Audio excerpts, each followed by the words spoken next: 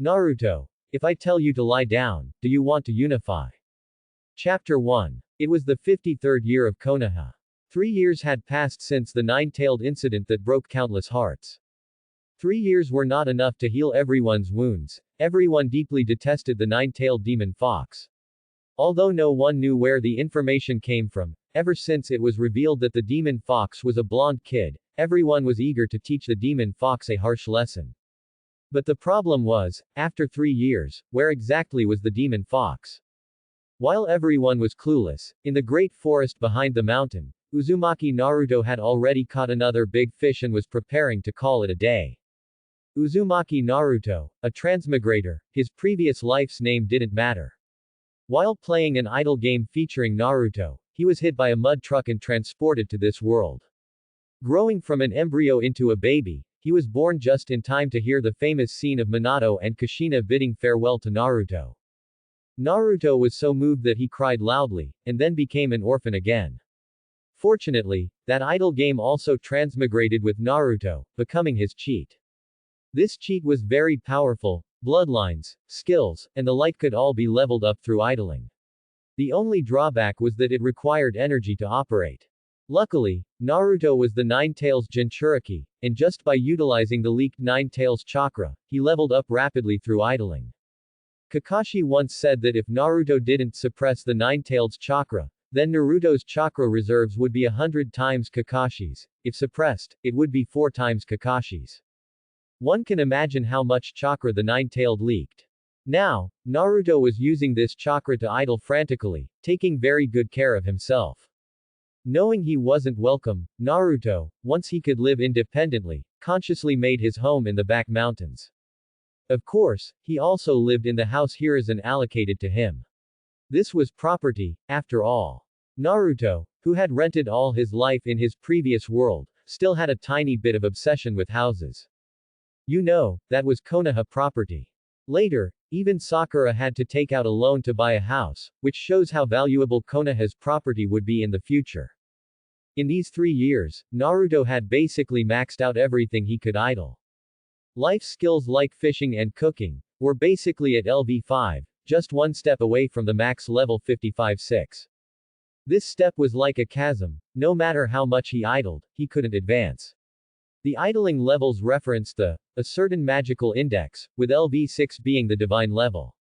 Naruto guessed it was a matter of chakra quality, requiring 6 paths level chakra to max out skills. Currently, Naruto was using all his chakra to idle Uzumaki bloodline. This bloodline was already LV3 and had awakened the unique special abilities of the Uzumaki bloodline. However, this bloodline was also becoming harder to level up now. Higher levels required more chakra.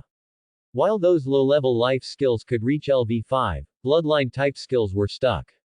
By relying on the idling system and using the nine-tailed chakra for so many years, Naruto had mastered a skill called Nine-Tails Chakra Control Technique, which allowed him to freely control the leaked chakra from the Nine Tails. So now, Naruto needed a chakra refining method to refine chakra, so he could enter the ceiling space and entice the fox spirit a bit, making it leak more chakra, which would allow Naruto to idle more. But fortunately, the old Hiruzen had already agreed to teach him how to refine chakra, so for now, he would continue fishing. Naruto weighed the large fish in his hand, its scales shimmering in the sunlight filtering through the forest canopy. The fish struggled with far more strength than usual, the fishing line taut to the point of breaking, clearly not an ordinary catch, likely an elite creature nourished by chakra. Tisk! Quite a lot of strength, it almost dragged the rod away, Naruto muttered, skillfully threading a grass rope through the fish's gills and tying a knot. But, it's enough for 2 meals, I'll stop here for today. He hoisted the fishing rod, carrying his trophy, and walked briskly along the familiar path towards his secret base, a clearing in the forest, surrounded by giant trees and close to a stream. There, Naruto had built a simple but sturdy lean-to with logs and large leaves, and next to it was a stove he had built with stones. He skillfully scaled, gutted, and cleaned the fish, his movements fluid. This was the muscle memory brought by cooking LV5. He gathered some dry firewood and piled it under the stove. After starting the fire, he threaded the prepared fish onto a sharpened branch and slowly roasted it over the flames. A rich aroma began to spread through the forest. While turning the bake fish, Naruto checked his system panel. Uzumaki Bloodline, LV3. Ninetales Chakra Control Technique, LV3. Fishing, LV5. Cooking, LV5. Basic Taijutsu, LV3. Wilderness Survival, LV5. Sigh. Naruto sighed, looking at the almost stagnant progress bar of Uzumaki Bloodline. The LV3 bloodline brought significant changes. Naruto's physical abilities far surpassed his peers, his stamina recovered extremely quickly, his vitality was unusually tenacious, and minor injuries healed in a blink of an eye. More importantly, he had awakened the special ability of the bloodline, adamantine sealing chains, and all that was missing was his own chakra to activate it. This fox spirit, the chakra it leaks is still not enough. Naruto grumbled about the huge tsunere in the sealing space. The amount needed from LV3 to LV4 is simply a bottomless pit. How long will it take to idle with just this much leaked chakra? I have to go in and entice it a bit, make it leak more. And to enter the sealing space, he needed his own chakra. Refining chakra had become an urgent necessity. Hiruzen, you old man, don't stand me up. Naruto muttered, tearing off a piece of golden brown, crispy, and fragrant fish meat, blowing on it, and satisfyingly putting it into his mouth. The delicious taste exploded on his tongue. LV5 cooking combined with top-grade ingredients nourished by chakra, this flavor was enough to drive any gourmet wild. So fragrant. Looks like my luck is good today. Just as Naruto was concentrating on his second piece of fish, his keen senses, brought by his LV3 Uzumaki bloodline, subtly trembled. A familiar chakra fluctuation was slowly approaching his small lean-to, and several more concealed, cautious shadows stopped in the trees a little further away. Tisk, speak of the devil. Naruto licked the grease from his fingers, not getting up, but raising his voice and shouting, Grandpa Hiruzen. Over here. The grilled fish just came off the fire, it smells great. The leaves rustled softly, and Hiruzen Sarutobi, wearing the Hokage's ceremonial robe and a straw hat, holding a pipe, chuckled as he pushed aside the bushes and walked out. Behind him followed several Anbu wearing masks, who silently remained on alert at the edge of the forest like shadows. I could smell the aroma from a mile away, Naruto. Third Hokage Hiruzen's gaze swept over the tidy lean-to and the well-built stove, finally resting on the perfectly roasted fish skewer in Naruto's hand. A hint of imperceptible surprise and approval flashed in his eyes. It was unbelievable that a 3-year-old child could take such good care of himself in this forest, and even cook such enticing food. It seems you're doing quite well here. That's right. The back mountain is my home, and everyone helps with food and drink. Naruto grinned, revealing his small white teeth. He raised the roasted fish skewer in his hand and said with a smile, want a piece? Third Hokage Hiruzen, I guarantee it's so delicious your tongue will fall off. Third Hokage Hiruzen looked at Naruto's unclouded smile, his heart filled with mixed emotions. This child seemed completely unaware of the village's hostility towards him, or perhaps, he had chosen a smarter way to cope, by staying away. This precociousness, along with his survival skills that far exceeded his age, made him both heartbroken and unable to hide a trace of relief. Haha, then I, your grandpa, won't be polite. Third Hokage Hiruzen took a large piece of fish meat that Naruto offered him, took a bite, and found it fresh, tender, smooth, and perfectly cooked. It's truly delicious. Naruto, who taught you this skill? He asked casually. No one taught me. Naruto blinked his clear blue eyes, looking innocent. I got hungry, caught some fish, tried to roast them, and after roasting a lot, I learned. Isn't this something anyone with hands can do? Third Hokage Hiruzen looked deeply at Naruto, not pressing the matter. He exhaled a smoke ring, his gaze becoming serious. Naruto, do you remember what Grandpa promised you? Naruto's heart skipped a beat, but his face still maintained a childish excitement. I remember. Is it that thing called chakra? The one that can make me stronger and catch bigger fish? Yes, it's the chakra refining technique. Third Hokage Hiruzen nodded, his smile receding slightly as he said seriously, this is the foundation of our ninja's power. Only with chakra can you learn ninjutsu, better protect yourself, and more freely do what you want to do. Yay! Naruto cheered, then seemed to remember something, cautiously lowering his voice. Then, third Hokage Hiruzen, are you going to teach me now? His blue eyes sparkled with light, his acting perfectly natural. Third Hokage Hiruzen looked at the child before him, who lived freely in the forest with a bright smile, yet was subtly ostracized by the entire village, and silently made a decision. Of course. Third Hokage Hiruzen gently tapped his pipe on a stone, his tone gentle and firm. Today, Grandpa will teach you how to refine chakra. Third Hokage Hiruzen looked at Naruto, who was sitting cross-legged, trying hard to straighten his small back, his face full of seriousness. A soft light flashed in his eyes, slightly easing the heavy feeling in his heart caused by the nine-tailed. Naruto, listen. Third Hokage Hiruzen's voice was low and clear, and with the experience of a decades-long professor, he carefully taught Naruto, chakra is the perfect fusion of physical energy and spiritual energy. It is the foundation for us to use ninjutsu, taijutsu, and genjutsu. Physical energy originates from the vitality of every cell in our body. Spiritual energy comes from our will, experience, and the power of our mind. When these two energies, guided by your will, merge like streams flowing into a river, chakra is born. He first explained the meaning of chakra, and then began to teach Naruto the specific refining method. As soon as third Hokage Hiruzen finished speaking, the skill Uzumaki chakra refining method indeed appeared on Naruto's system panel. This refining method actually belonged to the Uzumaki clan. Third Hokage Hiruzen was thoughtful. With a thought, Naruto instantly removed all other items from the AFK slot, leaving only the solitary Uzumaki chakra refining method. The entire system was now fully dedicated to this one skill. All the chakra leaked by the nine-tailed was used for AFK refining, and the speed was like adding points in Deep Blue. Soon, the refining method's level went from LV0 to LV1, beginner. The moment the refining method leveled up, a warm current generated from his body, flowing smoothly and surging through his meridians.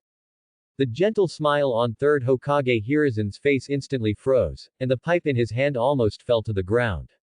He had seen countless children refine chakra, from geniuses like Kakashi and Shisui, to ordinary ninja with mediocre aptitudes. He had seen those who succeeded on their first attempt, and those who needed guidance several times or even several days. But he had never seen chakra so vigorous. The blonde child before him had only closed his eyes for less than 10 seconds. A clearly visible stream of chakra flowed naturally through Naruto's small body, like breathing. The amount of chakra was incredibly vast for a child refining it for the first time. And the vitality contained within that chakra was so rich that it startled him. This was definitely not what an ordinary Uzumaki clan member should have when first refining chakra. Third Hokage Hiruzen's gaze became incredibly sharp, staring intently at Naruto. He could feel that although this chakra was active, it was extraordinarily stable. It was clearly completely different from his expectation that a Jinchuriki's first contact with chakra might trigger a nine-tailed chakra rampage. How is this possible? Third Hokage Hiruzen's heart was in turmoil. This refining speed, this amount of chakra, and this pure sense of life, is it the Uzumaki bloodline? No, even an Uzumaki clan genius would never refine chakra so smoothly and in such a huge quantity at this age for the first time. Is it the nine-tailed? No, this chakra has no contamination of hatred. Third Hokage Hiruzen perplexedly tugged at his beard, pulling out a few strands without snapping out of his daze. Naruto was completely immersed in his own changes. His gaze fell on the newly activated adamantine sealing chains on the system panel. A subtle curve formed at the corner of his mouth, and he raised his small palm, reaching out towards a towering giant tree not far away. A small, golden chakra chain shot out from behind his butt, from below his tailbone, with a whooshing sound. The chain was only as thick as a thumb, but it exuded a heart-stopping power. It pierced precisely into the main trunk of the giant tree.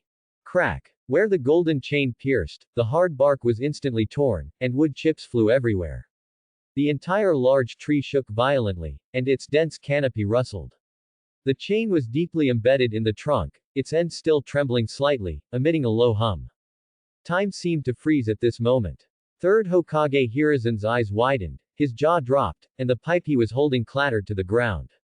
He didn't even notice the sparks flying as he stared blankly at Naruto, as if he had seen a ghost.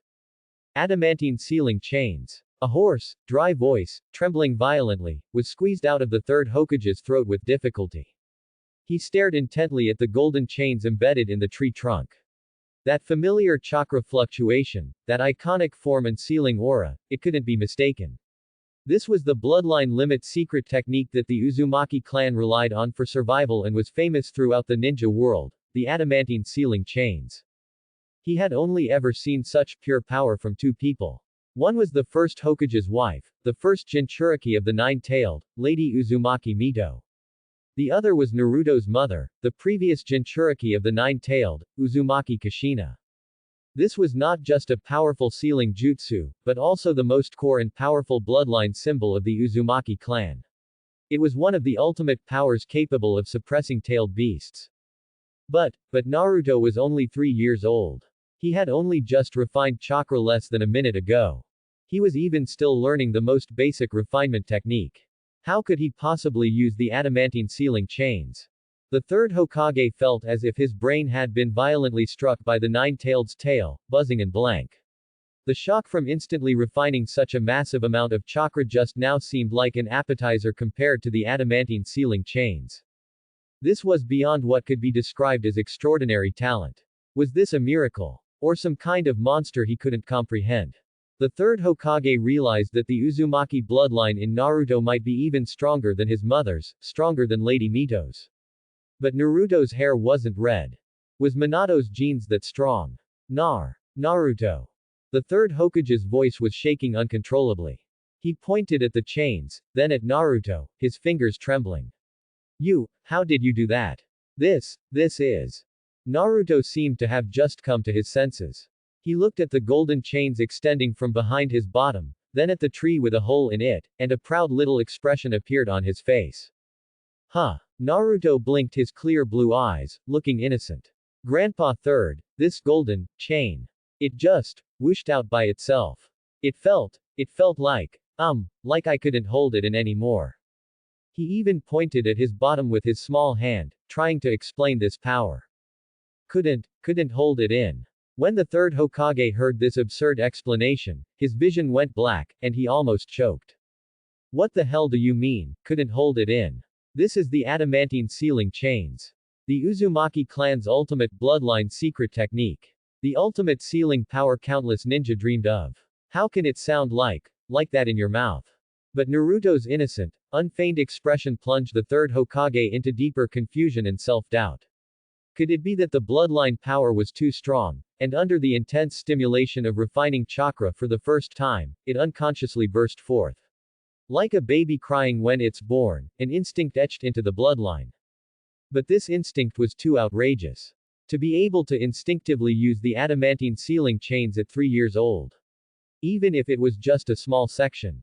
The third Hokage took several deep breaths, forcing himself to calm down. He bent down and picked up the pipe that had fallen to the ground with a slightly trembling hand to conceal his inner shock. He looked at the golden chains again, sensing the pure Uzumaki sealing power within them, without a trace of the nine-tailed chakra's contamination or hatred, as pure as Kushina's when she used it back then. This power was real and reliable. A thought uncontrollably rose in his mind. Uzumaki Naruto, this child who was regarded by the village as the incarnation of the nine-tailed demon fox, hated and shunned by countless people, he had inherited, perhaps, not just the calamity of the nine-tailed, but also the purest and most powerful bloodline power of the Uzumaki clan. His potential might far exceed everyone's imagination. Even far surpassing his mother, Kushina. His mother could suppress the nine-tailed, so Naruto, with such a powerful Uzumaki bloodline, had the potential to completely control the nine-tailed. In the future, the threat of the nine-tailed would probably be insignificant before him. If guided properly. The third Hokage's gaze towards Naruto completely changed. It was no longer just simple pity and subtle vigilance, but a mix of shock at discovering a rare treasure, immense anticipation at seeing Konoha's future pillar, a covetousness, and a deeper trace of worry. Such dazzling talent, exposed too early, would it be a blessing or a curse? Would he be targeted by his old friend? If he were targeted by his old friend, it would probably be another huge commotion. The third Hokage took a deep breath, then slowly exhaled, trying to soothe his heart that was practically leaping out of his chest. He looked at the glaring hole in the tree trunk, then at Naruto's clear blue eyes, which seemed completely unaware of what he had just done, and felt an unspeakable sense of fatigue and absurdity well up in his heart. Naruto. The third Hokage's voice was more cautious than ever, even a little hoarse. That golden chain just now is called the adamantine sealing chains. It's a very, very powerful sealing jutsu. He carefully chose his words, trying to explain in a way a child could understand. It's very strong. It can protect you, and it can also trap very, very bad guys. But, it's also very difficult to control. In the future, until you fully learn how to use it, please can't hold it in, again, okay? When he said, can't hold it in, the third Hokage's mouth still twitched involuntarily. Oh. Naruto nodded vigorously, looking obedient. I understand, Grandpa Third. I'll hold it in from now on. He even made a gesture of covering his bottom, which made the third Hokage's eyelids twitch. Seeing Naruto's willingness to correct his mistake, the immense shock and complex thoughts in the third Hokage's mind were temporarily suppressed, and a sense of helpless amusement took over. This child truly made one wonder what to do with him. Grandpa Third. Naruto saw the atmosphere relax and immediately seized the opportunity, his clear blue eyes fluttering, filled with a child's desire for new things. It seems I've learned the chakra refinement technique. So can I learn something more fun now? Like a ninja. A subtle alarm rang in the third Hokage's mind, and he cautiously asked, oh. What more fun things does Naruto want to learn? Naruto immediately gestured excitedly, like those. Bang. And several of me appear. Or, poof. And I turn into someone else. Then Naruto pretended to be disappointed and said aggrievedly. That way, someone can play with me. I can also go buy some things. I don't know why, but I found that people in the village don't sell things to me and even scold me. So if I turn into someone else's appearance to buy things, that should work, right? Naruto's words were like a needle, unexpectedly piercing through the third Hokage's hard outer shell of Hokage duties and political considerations, directly hitting his softest spot. That tone, filled with grievance and loss, yet trying to sound calm, and the hurt and loneliness in his clear blue eyes, which he tried so hard to hide but were still clearly visible, made the third Hokage's heart feel as if an invisible hand had clenched it tightly, almost making him unable to breathe. 3 years ago, Minato's entrustment of Naruto instantly replayed before his eyes. This child, his grand disciple, whom he had failed to properly care for, lived alone in the back mountains, taking care of himself meticulously, able to roast fish and build shelters, possessing astonishing talent, yet only longed for someone to play with him, longed to buy a piece of candy like an ordinary child. A wave of guilt, cold as ice, instantly engulfed the third Hokage. He had promised Minato and Kushina that he would take good care of Naruto, but what had he done? He had given Naruto a place to live, and the bare minimum of life support, yet he had allowed, even tacitly condoned, the villagers' ostracism and hatred towards him. He had watched, helpless, as this hero's son bore a sin that wasn't his, growing up in loneliness and hostility. What threat from the nine-tailed Jinchuriki? What potential of the Uzumaki bloodline? What covetousness from Danzo? What risk of early exposure? At this moment, in front of Naruto's tearful voice, all seemed so pale and powerless, so cruel and heartless. The third Hokage fell silent. He slowly squatted down, bringing his gaze level with Naruto's. He reached out, not as a Hokage, but as a remorseful elder, and gently ruffled Naruto's golden hair, which seemed a bit dazzling in the sunlight. Naruto. The third Hokage's voice was deep and hoarse, filled with undisguised weariness and pain. I'm sorry. Grandfather didn't do enough. He saw the tears rapidly welling up in Naruto's eyes. Those tears, held back with great effort, were more powerful than any accusation. The people in the village. The third Hokage spoke with difficulty. He couldn't lie, nor could he sugarcoat it. They were afraid. Because of the disaster 3 years ago, they lost many family members and friends. They mistakenly projected that sorrow and fear onto you. This is very unfair, grandfather knows. But it needs time to change. He looked at Naruto's tightly pressed lips and continued, you want to learn shadow clone technique, you want someone to play with you. You want to learn transformation technique to buy things. Grandfather understands it all. The third Hokage's gaze became gentle and firm. He had made a decision. If he couldn't even satisfy a child's most basic needs for companionship and survival, what right did he, as Hokage, have to speak of protecting the village and protecting the future? All right. The third Hokage's voice was soft, yet exceptionally clear. Grandfather will teach you. Naruto suddenly looked up. Really? Grandfather third Hokage. His voice was tearful, yet filled with excitement. Really? The third Hokage nodded solemnly, holding Naruto's small shoulders, his eyes incredibly serious. But Naruto, you must promise grandfather, only one shadow clone at a time. Only practice in the back mountains. Don't tell anyone. And don't use transformation technique for pranks. You must keep our promise. I understand. Naruto vigorously wiped away his tears, nodding his small head like a pecking chick, only one shadow clone at a time. Only practice in the back mountains. Don't tell anyone. And don't use transformation technique for pranks. Good boy. The third Hokage felt a little relieved. Well then, grandfather will teach you transformation technique first. This technique is simpler and more practical. Naruto quickly learned transformation technique and shadow clone technique by following the example. Grandfather third Hokage, I've learned it. Naruto announced happily. The third Hokage leaned against a nearby tree trunk, feeling his legs a bit wobbly. He fumbled with trembling hands for his pipe, only to find it had fallen to the ground again. He didn't bother to pick it up, just took a deep breath of the cool forest air, trying to calm his buzzing brain. Naruto. The third Hokage's tone was more complex than ever before, filled with a sense of powerlessness and a dazed wonder at witnessing a miracle. You did very well. Extremely well. He paused, trying to organize his words, but remember the promise. Only one at a time. And only in the back mountains. Transformation technique should only be used when necessary, understand? I remember. One at a time. Only in the back mountains. Transformation technique only for buying food. Naruto nodded vigorously, his small face a picture of solemn assurance. Looking at Naruto's innocent and harmless smile, alarm bells rang wildly in the third Hokage's heart. He had a premonition of what a convenient door he had opened for this prodigy. He could almost see Naruto wandering around the village in various guises in the future, while he himself would be frantically dealing with all sorts of potential accidents and the interrogations of that old fox Danzo. Alright, that's all for today. The third Hokage felt he needed to go back and drink some strong tea to properly digest the continuous shocks of the day. You, be careful practicing by yourself. Grandfather, will come to see you again in a few days.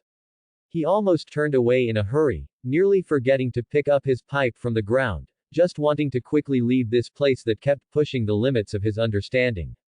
Goodbye, Grandfather third Hokage. Naruto waved happily. Watching the third Hokage's somewhat stumbling figure disappear into the woods, the smile on Naruto's face instantly turned cunning. He rubbed his chin, a glimmer of excitement flashing in his clear blue eyes. Big fox spirit, I'm coming in. After the third Hokage left, a well-fed Naruto went inside his small hut, made a shadow clone, sat cross-legged, and together, the two of them refined chakra. With the idle system, the efficiency was incredibly fast. The progress bar had already filled up to about halfway. His entire mind had already sunk into his body, following the newly generated chakra, quietly swimming towards the source of endless hatred and vast chakra fluctuations, deep within the 8 trigrams ceiling space in his abdomen. Fox Spirit. Your buddy's here to see you. Get ready, to leak out more chakra. My Uzumaki bloodline is still waiting to level up to LV4. Soon, Naruto's consciousness arrived in a dark, damp space. In the center of the space, a massive, mountain-like, crimson fox with 9 tails was tightly confined within the iron cage of the seal. It kept its eyes closed, but an suffocating malice and destructive power permeated the entire space as if it were tangible. The moment Naruto's consciousness solidified and stepped into this sealing space. Roar. A roar capable of tearing souls apart, filled with 1,000 years of hatred and fury, exploded within the sealing space. The enormous 9-tailed demon fox suddenly opened its vertical pupils. Its gaze, filled with endless malice and destructive desire, fixed itself on Naruto. Human. The Nine-Tailed's roar, imbued with immense hatred and a terrifying mental shock capable of crushing the minds of ordinary ninja, fiercely slammed into Naruto's tiny consciousness. The viscous chakra liquid in the space churned violently, and the sealing iron cage groaned under the strain. This hatred was a culmination of its millennia of animosity. It wanted to crush the will of this tiny insect that dared to invade its domain. However, the anticipated scene of collapse and screams did not occur. Naruto stood steadily on the churning, blood-red chakra liquid, without even a single sway. He was enveloped in an extremely faint yet incredibly tough golden aura, a natural barrier formed by the combined effects of Nine-Tails chakra control technique LV4 and Uzumaki bloodline LV3. Especially the Nine-Tails chakra control technique, it allowed Naruto to manipulate the nine-tailed chakra as easily as moving his own limbs. In simple terms, the Nine-Tailed came in second place in the competition of controlling its own chakra. The Nine-Tailed's chakra was a harmless and great tonic for Naruto. The Nine-Tailed's hatred-filled impact, strong enough to drive even cage-level experts insane, struck this aura like an invisible city wall, merely stirring a tiny ripple before dissipating into nothingness. Naruto felt nothing, even finding it a bit noisy. Sure enough, this fox spirit was naive. He hadn't even started provoking it, and the chakra was already pouring in. Feeling the progress bar of Uzumaki bloodline in the AFK slot rising again, Naruto smiled like a dragon king, thinking he should provoke it a bit more. He picked his ear, and instead of fear, an extremely annoying and slightly impatient expression appeared on his face. Hey, big fox, why are you roaring so loudly? You're going to deafen my ears. Naruto picked his ear with his pinky finger, then flicked it in the Nine-Tailed's direction. For the first time, the nine-tailed demon fox's vertically slitted pupils, burning with rage, clearly reflected the complete outline of Naruto's tiny figure, and clearly showed his annoying expression. This immense hatred-filled impact was ineffective. The Nine-Tailed's massive body suddenly stiffened, its roar caught in its throat, turning into a low growl filled with doubt and surprise.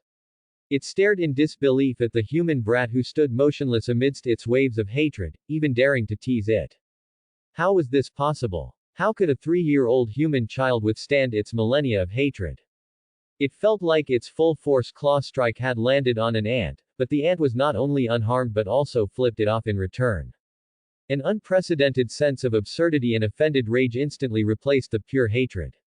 Roar. Ant, what did you do? The Nine-Tailed's voice was as deep as rolling thunder, full of doubt. Its giant head moved closer to the sealed iron cage, its pupils locked onto Naruto, trying to see through the secret on his body. That faint golden light, was it the sealing power of the Uzumaki clan? No. This was its own chakra.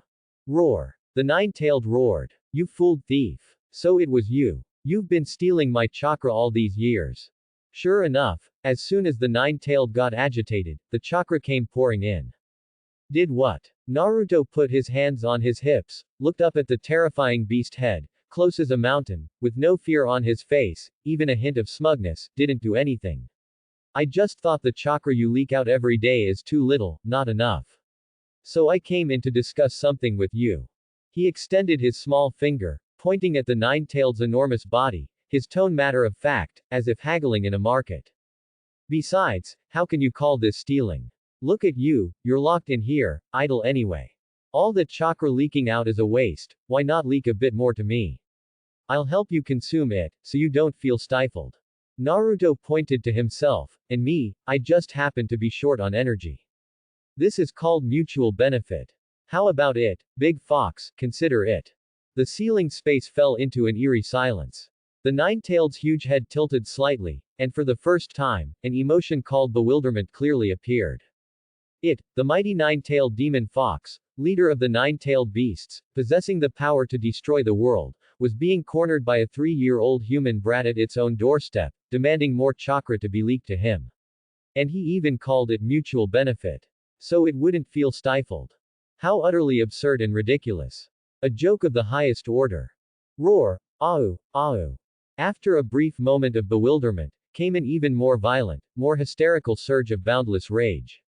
The Nine-Tailed felt it had suffered the greatest insult since its birth. Its enormous body struggled wildly, crashing against the iron gate, producing a grating metallic screech. The entire ceiling space trembled violently. Despicable insect. Arrogant. The nine-tailed's voice was distorted by extreme anger. How dare you covet my power? How dare you treat me as a tool for you? You're asking for death. Violent chakra erupted furiously from the nine-tailed, slamming fiercely against the inner wall of the ceiling iron cage. It wanted to tear apart this fooled cage. It wanted to crush that ignorant brat outside, along with his soul, into dust. Boom. Boom. Boom. The entire ceiling space shook violently. The ceiling gate tottered, desperately resisting the nine-tailed's impact.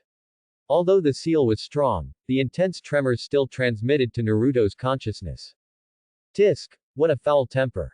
Naruto pouted, his body swaying slightly with the tremors of the space, but his face still showed no sign of tension. He looked at the nine-tailed's impotent rage, even finding it a bit amusing. If you can't agree, you flip the table. No business ethics at all. As he felt the widening loopholes in the seal due to the nine-tailed's rampage, a cunning smile of success played on his lips. Chakra surged wildly into the AFK slot. On the system panel, Uzumaki Bloodline LV3, 9.1%. 9.3%. 9.5%. Experience points soared at an unprecedented rate. Nine-Tails Chakra Control Technique LV3, 16.1%. 16.2%. Also steadily increasing. Yes. Just like that. Maintain that anger. Far from being afraid, Naruto excitedly clenched his small fists, encouraging the enraged nine-tailed, go, big fox. I'm rooting for you. Your chakra, it's strong, and the quality is really good. Super efficient. Roar. Shut up. The nine-tailed was absolutely furious. This fooled brat not only wasn't afraid of its hatred, wasn't afraid of its coercion, but now he was even treating its violent power as nourishment. And even commenting on it. It had lived for over 1,000 years and had never seen such a shameless, audacious human with such strange abilities. What was going on with its chakra? Why did it disappear out of its control as soon as it left the ceiling gate? Fool humans, it had been 3 years that its chakra had been stolen like this, and although it was only a very, very, very small part of it, as a chakra life form, it felt humiliated. Rage and frustration intertwined in the nine-tailed's heart. It frantically slammed against the seal, venting its anger, but sadly realized that its violent power really seemed to be becoming nourishment for that brat. This feeling was even more unbearable than being sealed. You fooled brat. I'll tear you to shreds. I'll chew your soul to pieces. The nine-tailed could only rage impotently, its crimson chakra pouring out like water. And Naruto, standing comfortably in the eye of the storm, felt the thrill of soaring experience points, watching the rapidly jumping numbers on the system panel, smiling like a little mouse who had stolen oil. I'm raking it in. This is a huge profit. A Fox Spirit brand perpetual motion machine, worth having.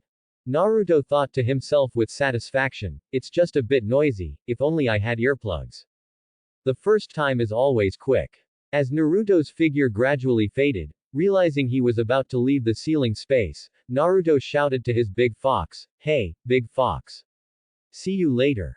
With this farewell, Naruto's consciousness, formed of chakra, began to become transparent and blurry, like a television image with poor signal, rapidly dissipating in the ceiling space.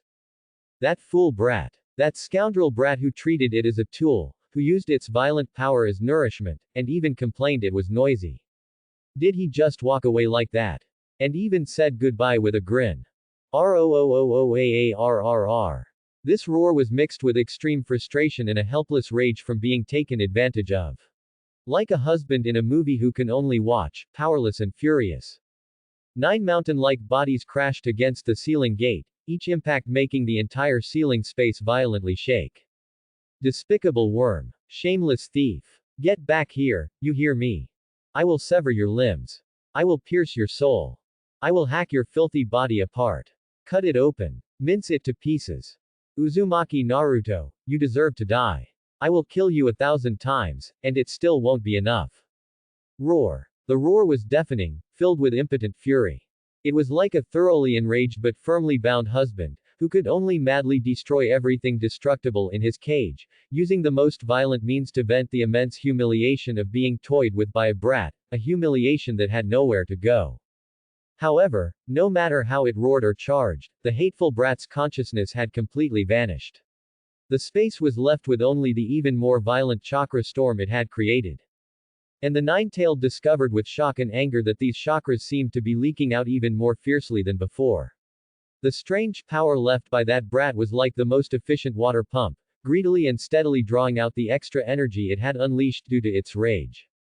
The angrier it got, the faster its power leaked. And the more benefits that brat gained. Roar. The nine-tailed let out a mournful cry of extreme frustration, its huge beast head slamming hard against the cold ceiling bars, producing a dull thud. It felt like an idiot. An idiot being played by a 3-year-old brat. After an unknown amount of time, perhaps due to exhaustion, or perhaps realizing that pure rage would only benefit that brat, the world-shattering commotion finally gradually subsided. The ceiling space was a mess. The crimson chakra fluid, like a sea ravaged by a storm, slowly calmed its ripples. The nine-tailed's massive body lay in the pool of blood, its 9 tails hanging limply.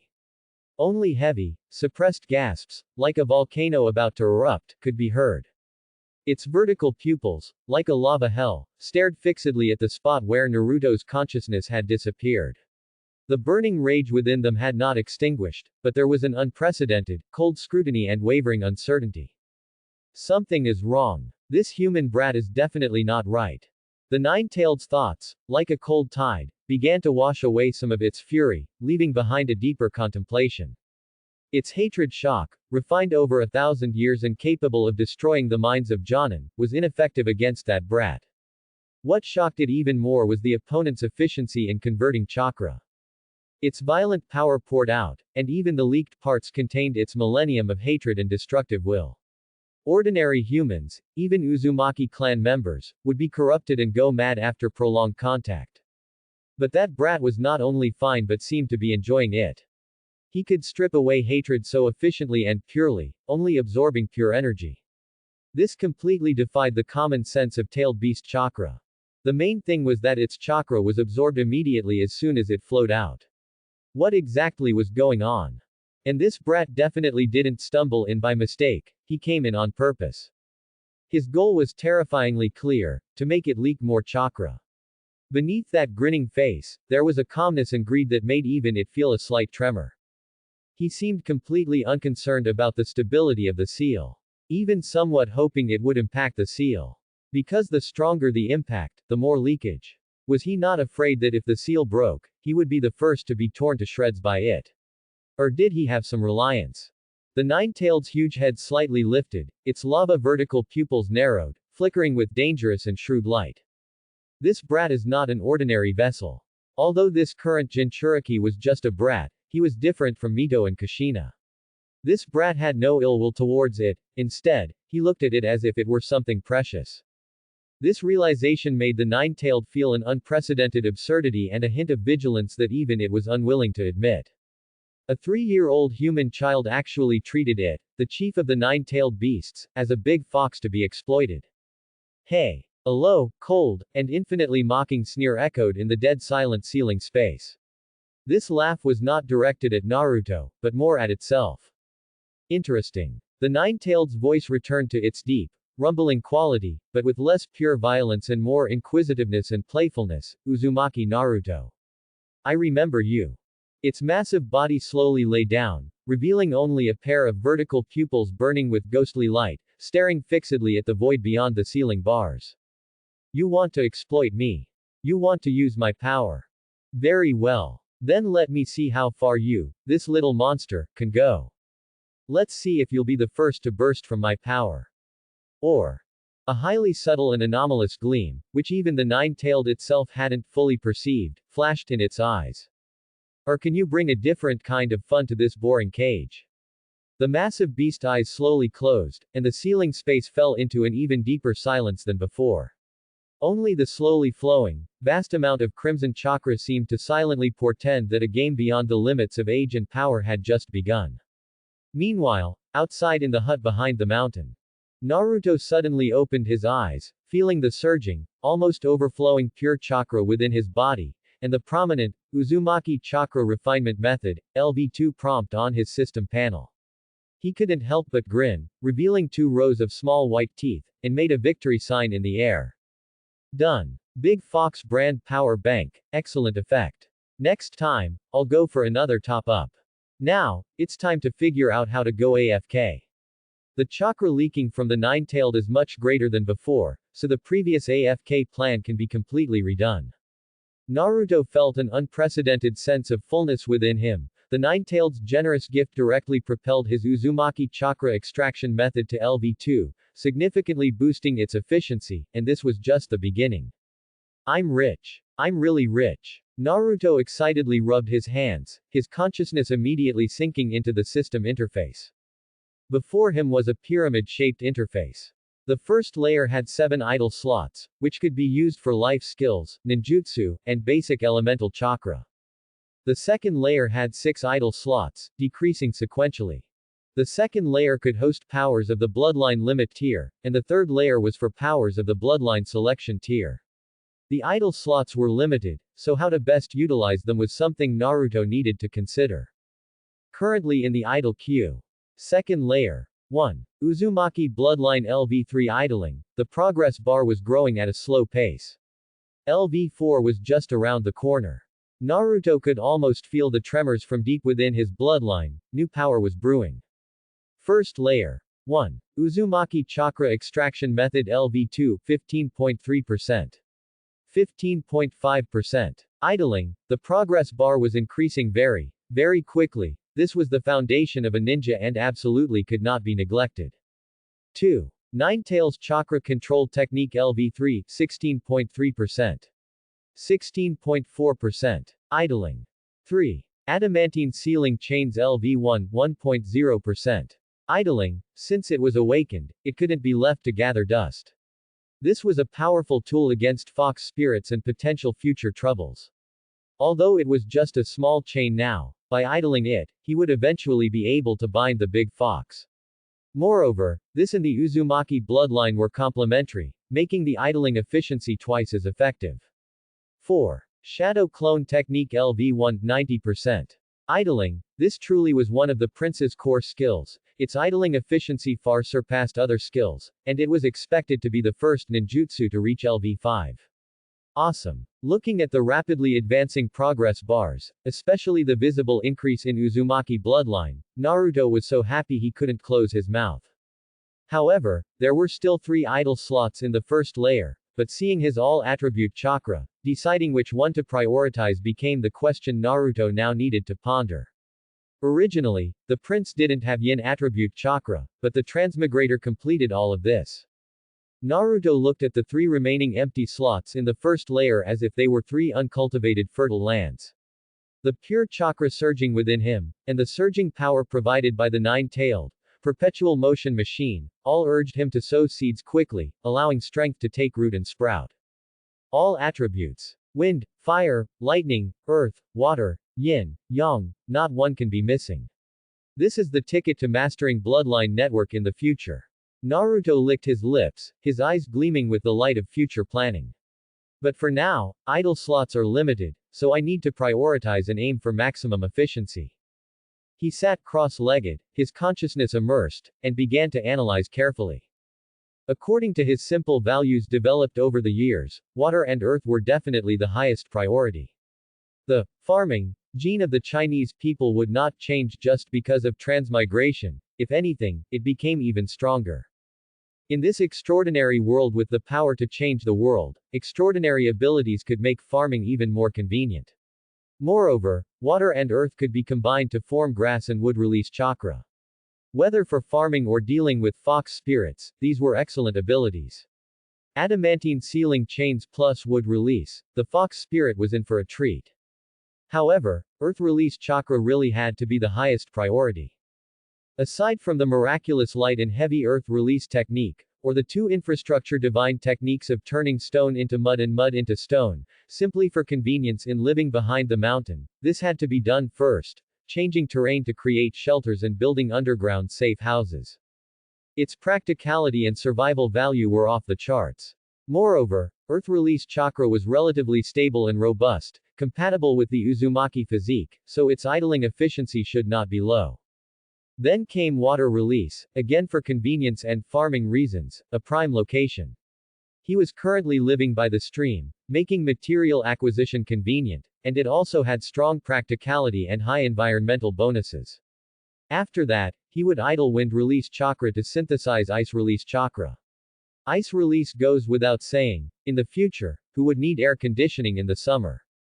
Finally, there was wind release, the original prince's signature attribute.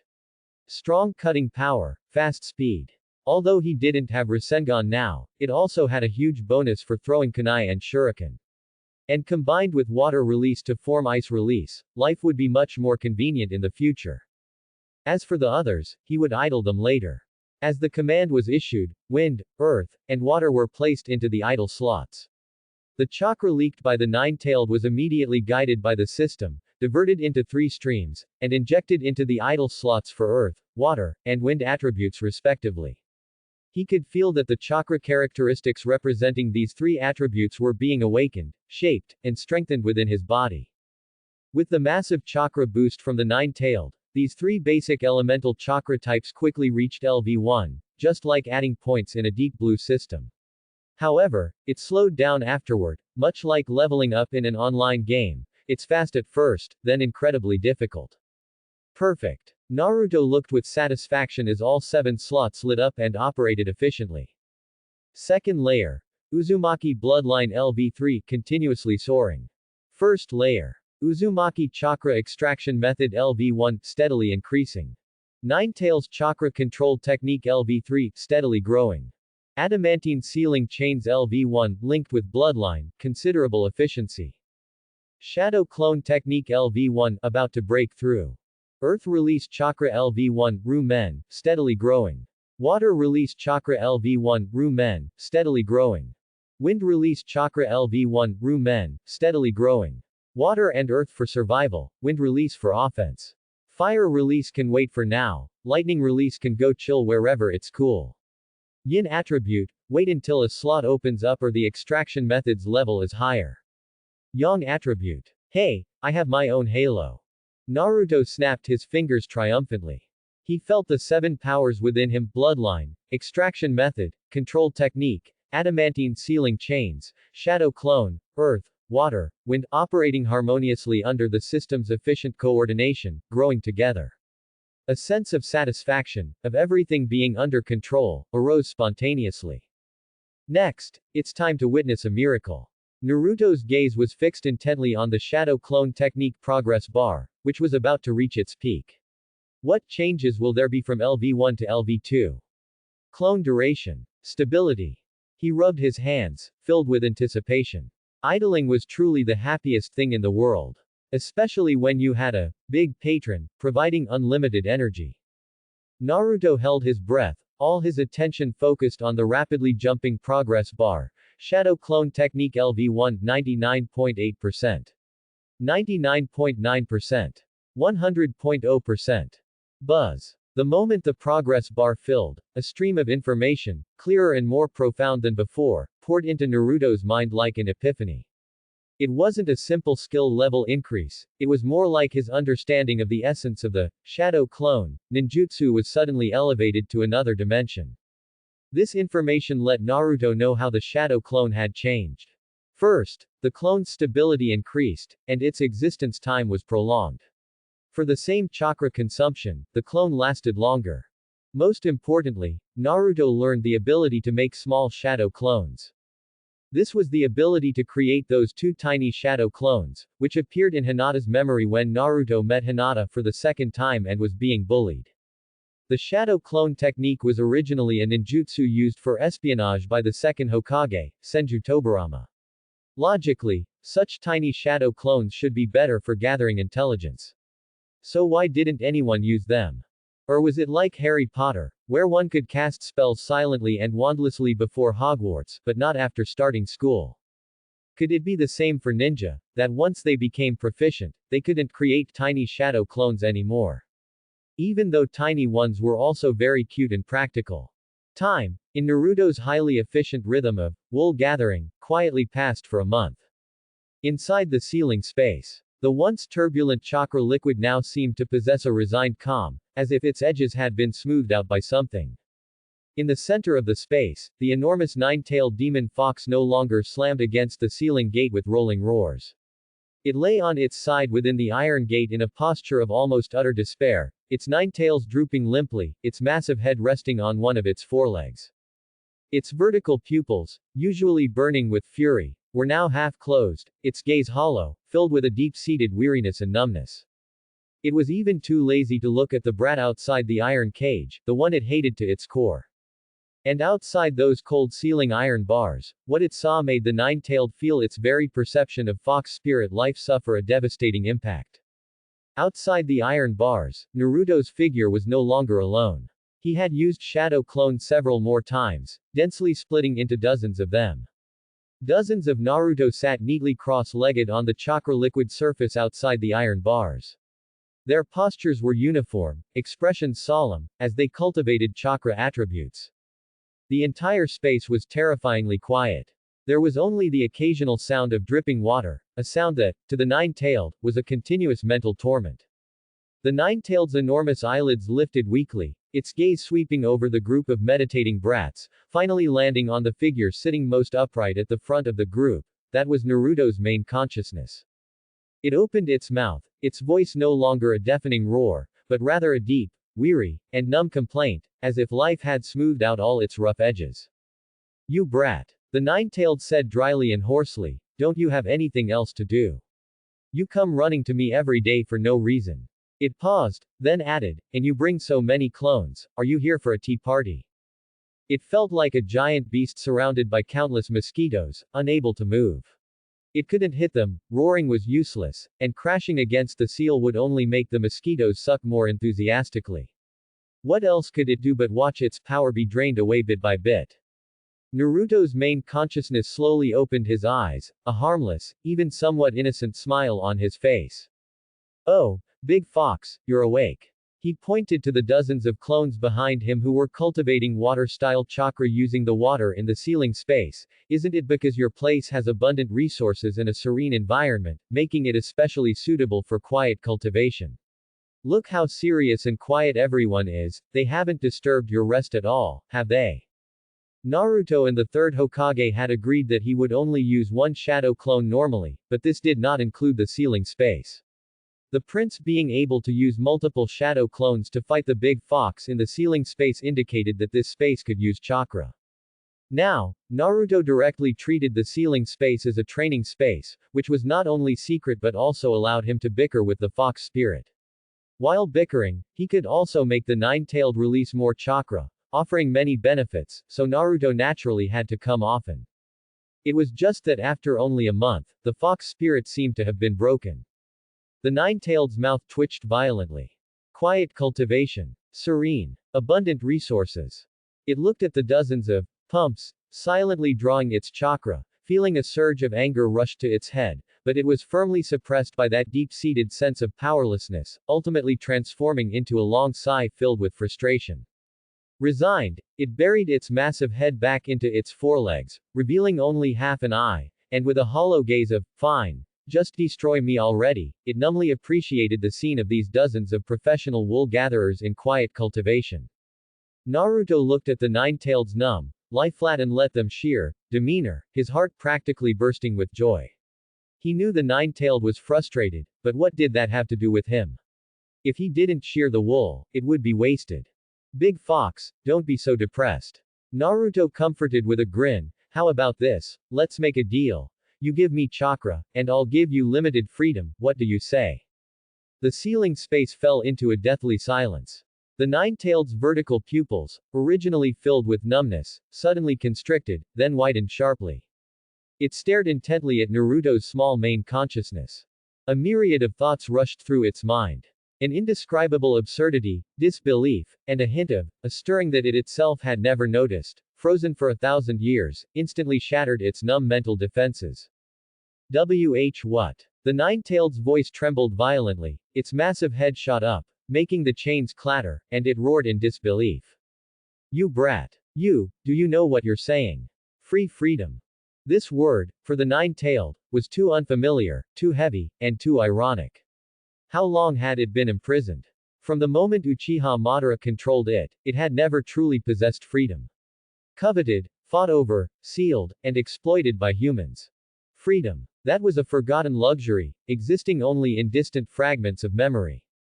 And now, a 3-year-old brat, a brat who treated it as a power bank, and relentlessly sheared its wool, was casually saying he would give it freedom. And limited at that. Absurd. Too absurd. This must be a new trick. A new insult. Ha, ha ha ha. The nine-tailed let out a series of low, distorted laughs, full of self-mockery and extreme distrust. Limited freedom. Brat, put away your ridiculous tricks. Do you think this great one would believe a human, especially a Jinchuriki's nonsense? Its voice suddenly rose, filled with 1,000 years of resentment and indignation. Freedom. Do you know what the conflict between tailed beasts and humans is? Do you know how many wars you humans have waged, how much blood you've shed, to covet and control our tailed beast power? The nine-tailed's roar was filled with pain and destructive memories, and the crimson chakra liquid churned again due to its agitation. But this time, it was more like an outpouring, an accusation that had been repressed for far too long. It stared intently at Naruto, its lava-like pupils seemingly trying to burn through him. Uzumaki Naruto. This great one is the embodiment of destruction. The product of your human desires and hatred. The blood of those have killed flows within you. And now you tell me, you want to give me freedom.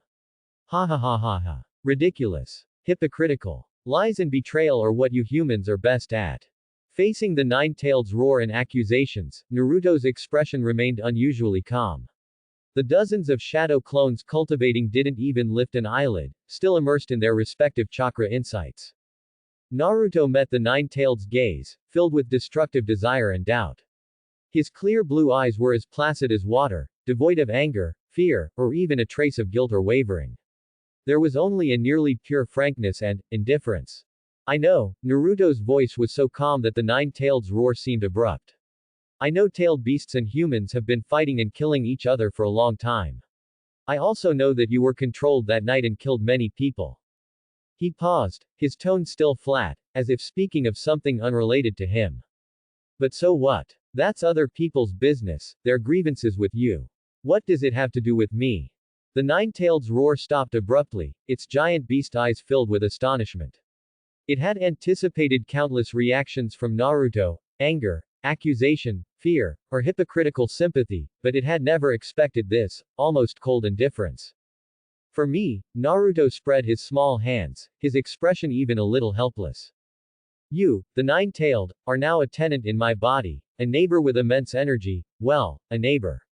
I don't harbor the same malice towards you as they do. I'm different from them, and I don't want to inherit their hatred. And you've seen the reaction of the Konoha villagers, in their eyes, we are one.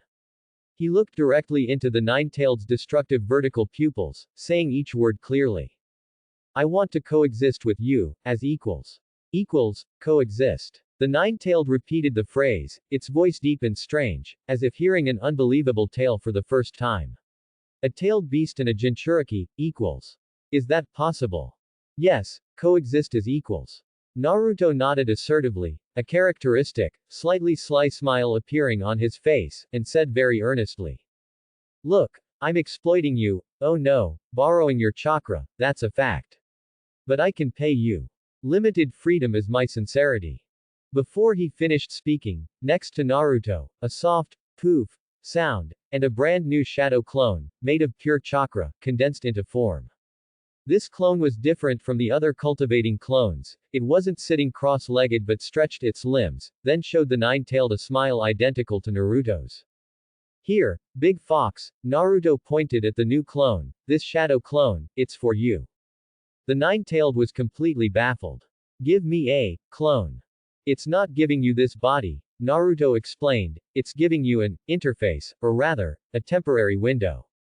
He manipulated the new clone to walk to the ceiling space's iron bars, almost pressing against the cold bars. I will temporarily cut off most of this clone's connection to the main body, retaining only the most basic chakra supply. A strange light flickered in Naruto's eyes. Then, Big Fox, you can try to project a wisp of your consciousness into this clone's body. The nine-tailed's massive body trembled violently. Its lava-like vertical pupils suddenly contracted to pinpricks. Project its consciousness into the Jinchuriki's clone's body. This was simply unheard of. This was equivalent to creating a temporary foothold for the tailed beast's consciousness outside the ceiling space, within the Jinchuriki's body. Although it's only a wisp of consciousness, and it will only control a fragile clone, Naruto continued, watching the nine-tailed's shocked, speechless reaction. But at least, through its eyes, you can see the real world outside the ceiling space, feel the sunlight, the breeze, and even taste food. Though it might be very faint. Isn't that better than staring at this blood-red ceiling all day? He paused, his tone carrying a seriousness and promise beyond his age. This is just the beginning, Big Fox. As long as you continue to provide chakra, when I grow up and my strength is sufficient, I will definitely find a way to truly release you. Not destruction, not enslavement, but true freedom. To let you go wherever you want. Naruto met the gaze of the giant beast eyes, then extended his hand, his small palm making an inviting gesture through the ceiling space's iron bars. How about it? This deal, do you want to make it? Exchange the chakra you can't use for now for a chance to see the world, and a promise of true freedom in the future. Within the ceiling space, time seemed to freeze again. The nine-tailed's massive head hung low, its lava-like vertical pupils staring intently at the small clone outside the iron bars, then at Naruto's clear and determined blue eyes. 1,000 years of resentment, distrust of humans, longing for freedom, bewilderment at this brat's strange behavior, countless complex emotions clashed violently within its vast consciousness. That wisp of light, named hope, which had been frozen for too long, seemed to flicker ever so faintly in this crimson space filled with hatred. It remained silent for a very, very long time, so long that Naruto thought it was going to close its eyes and play dead again. Finally, a low, almost inaudible voice, yet carrying an indescribable anticipation and tentativeness, echoed in the dead silent space. Brat, are you serious? Then the nine-tailed suddenly roared. Do you know what happened 3 years ago? I personally killed your parents, and you still want to make a deal. The nine-tailed's deep, hoarse question reverberated in the ceiling space. It cruelly told Naruto a bit of the truth from that night. It didn't believe Naruto wouldn't hate it after knowing the truth. It wanted to see how Naruto was different from the previous two Jinchuriki. The playful smile on Naruto's face completely vanished, replaced by a serenity beyond his age. He met the gaze of those huge vertical pupils, his clear blue eyes utterly calm, without a ripple, only the frankness of one who understood everything. Serious, very serious. Naruto's voice wasn't loud, but it was exceptionally clear, carrying an undeniable certainty. He paused and said, Big Fox, Naruto said calmly, I probably know a lot more than you imagine. I am a born knower. Born knower. The nine-tailed's voice carried heavy doubt and a hint of imperceptible wariness. It had heard this term before, but had never truly seen it. Simply put, I remember many things I shouldn't remember, Naruto explained, his gaze seeming to pierce through time and space. I have the memory of that night. I clearly remember what happened that night, and I know who my parents really were. Naruto touched his stomach. I even know that they are inside me right now. Naruto's words were like a silent-tailed beast ball exploding within the ceiling space. The nine-tailed's massive body suddenly stiffened. Its giant vertical pupils instantly contracted to their limit, then abruptly expanded. They were replaced by an unprecedented shock and fury. What? The nine-tailed roared. Its huge head snapped up, causing the iron gate to shriek with a deafening clang. The entire ceiling space vibrated again from its violent movements, and the calm liquid surface churned with monstrous waves. What did you say? Who is inside your body? The nine-tailed's enormous beast eyes were fixed on Naruto's tiny consciousness, as if trying to find some flaw in him. Minato Namikaze. Uzumaki Kushina. They're inside you. That's impossible. It frantically recalled that bloody night. Minato Namikaze, the blonde fourth Hokage, had indeed used the Reaper Death Seal. It had personally seen the huge Shinigami apparition appear, devour Minato's soul, and seal half of its own chakra inside. Brat. What nonsense are you spouting? Trying to deceive this great one with such absurd lies. They are already dead. However, Naruto's face still held that knowing calm, and his deep blue eyes were unwavering. I'm not spouting nonsense, Big Fox, Naruto said calmly. They are indeed dead, but they left their chakra inside me. Naruto extended his small finger and gently tapped his abdomen, the core of the 8 trigrams seal. So it's just chakra. The nine-tailed calmed down, that was acceptable. It was a chakra creature and knew how miraculous chakra was. Seeing the nine-tailed calm down, Naruto's expression became serious again.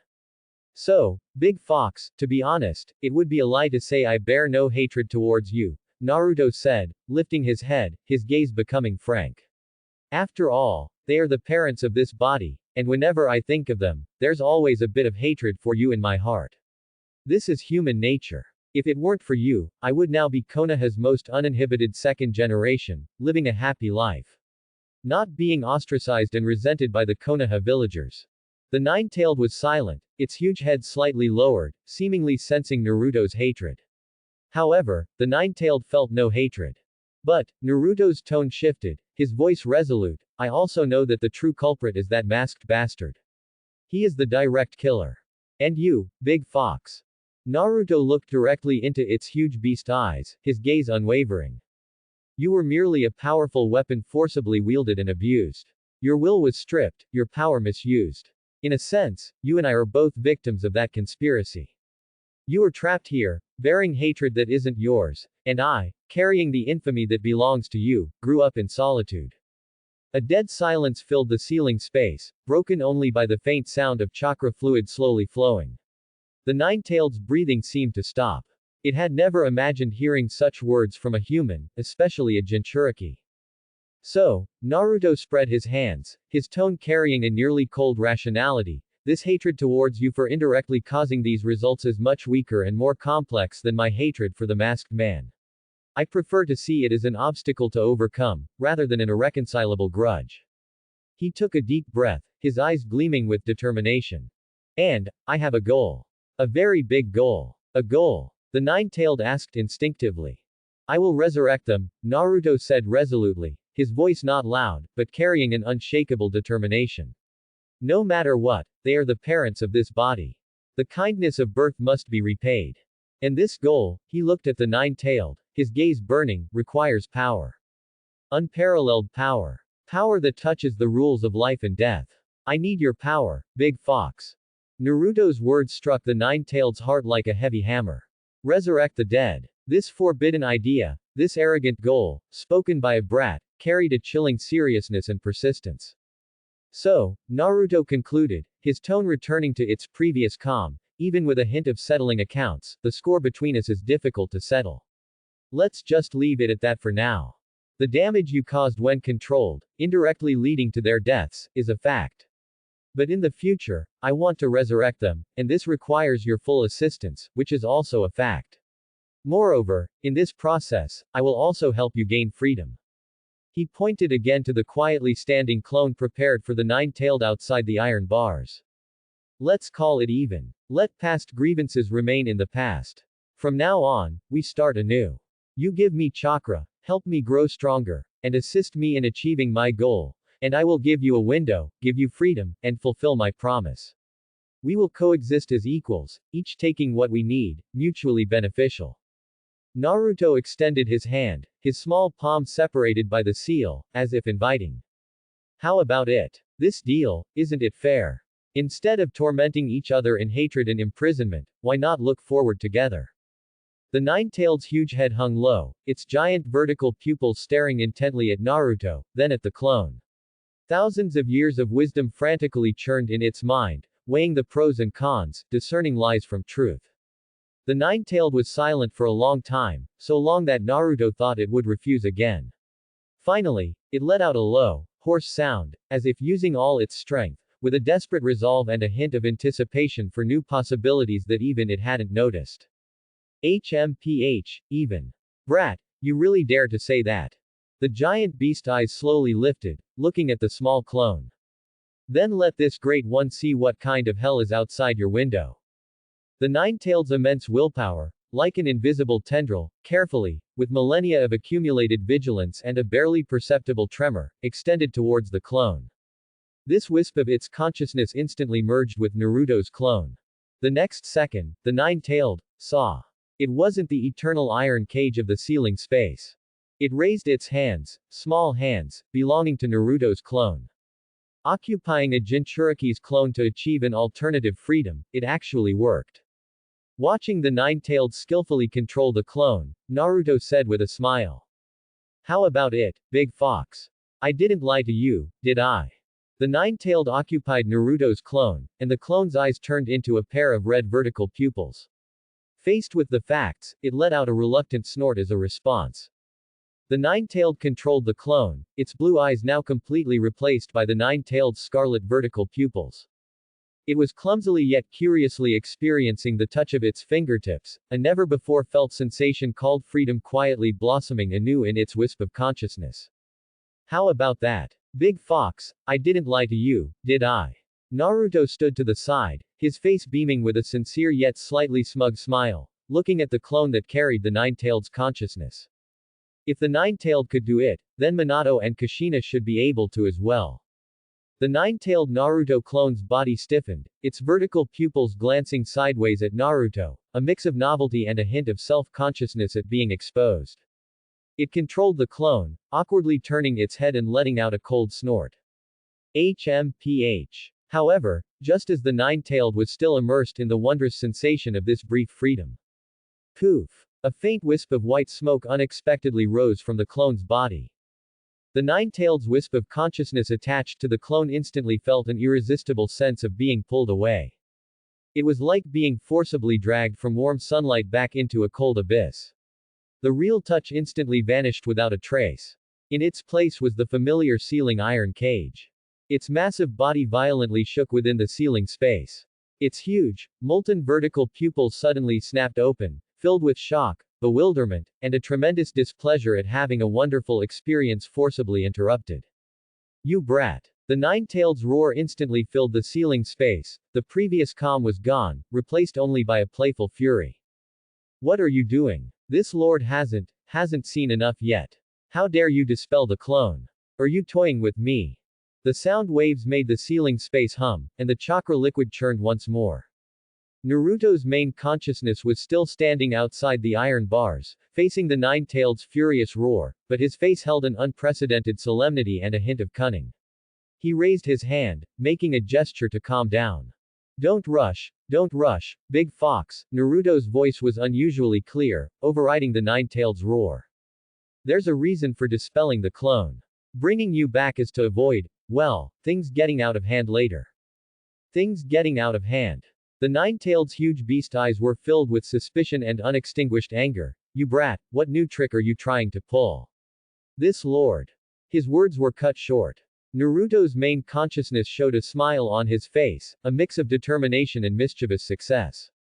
He no longer paid attention to the nine-tailed's roar, his gaze suddenly turning to the massive, rune-engraved iron gate of the ceiling space. His sight precisely locked onto the seemingly inconspicuous paper talisman with the character, seal, in the center of the iron gate.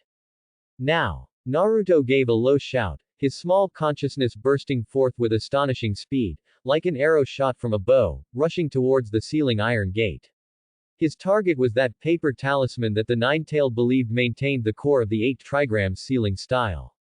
The nine-tailed's huge pupils instantly contracted to pinpricks. A chill exploded from the depths of its massive consciousness. It knew too well what that paper talisman meant. It was the last safeguard Minato had left. It was the last restraint preventing its consciousness from completely breaking the seal. Once torn. Stop. You brat, are you crazy? The nine-tailed let out an unprecedented roar of horror. It instinctively wanted to stop him, but the seal restricted its movements. Originally, it should have been happy, but after a month of contact, it had already initially accepted this generation's Jinchuriki. Moreover, it knew that if it got out now, it would definitely be re-sealed by Konoha, and then it would be stuck with an even more annoying Jinchuriki. What would it do then? It could only watch helplessly as Naruto's small figure rushed irrevocably towards that paper talisman.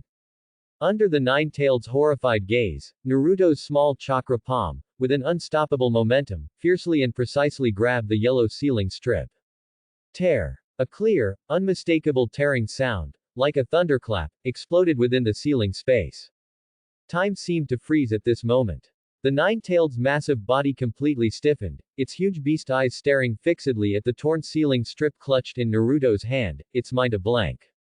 It couldn't understand. This brat, why would he do this? Didn't he know what tearing this seal meant?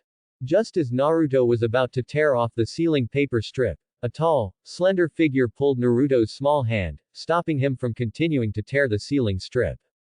His golden short hair gently fluttered, his azure eyes were identical to Naruto's, and his handsome face bore a hint of fatigue, filled with an indescribable complexity of emotions. He wore a white Hokage robe, with the words, Fourth Hokage, embroidered on the back. It was none other than the fourth Hokage, Minato Namikaze.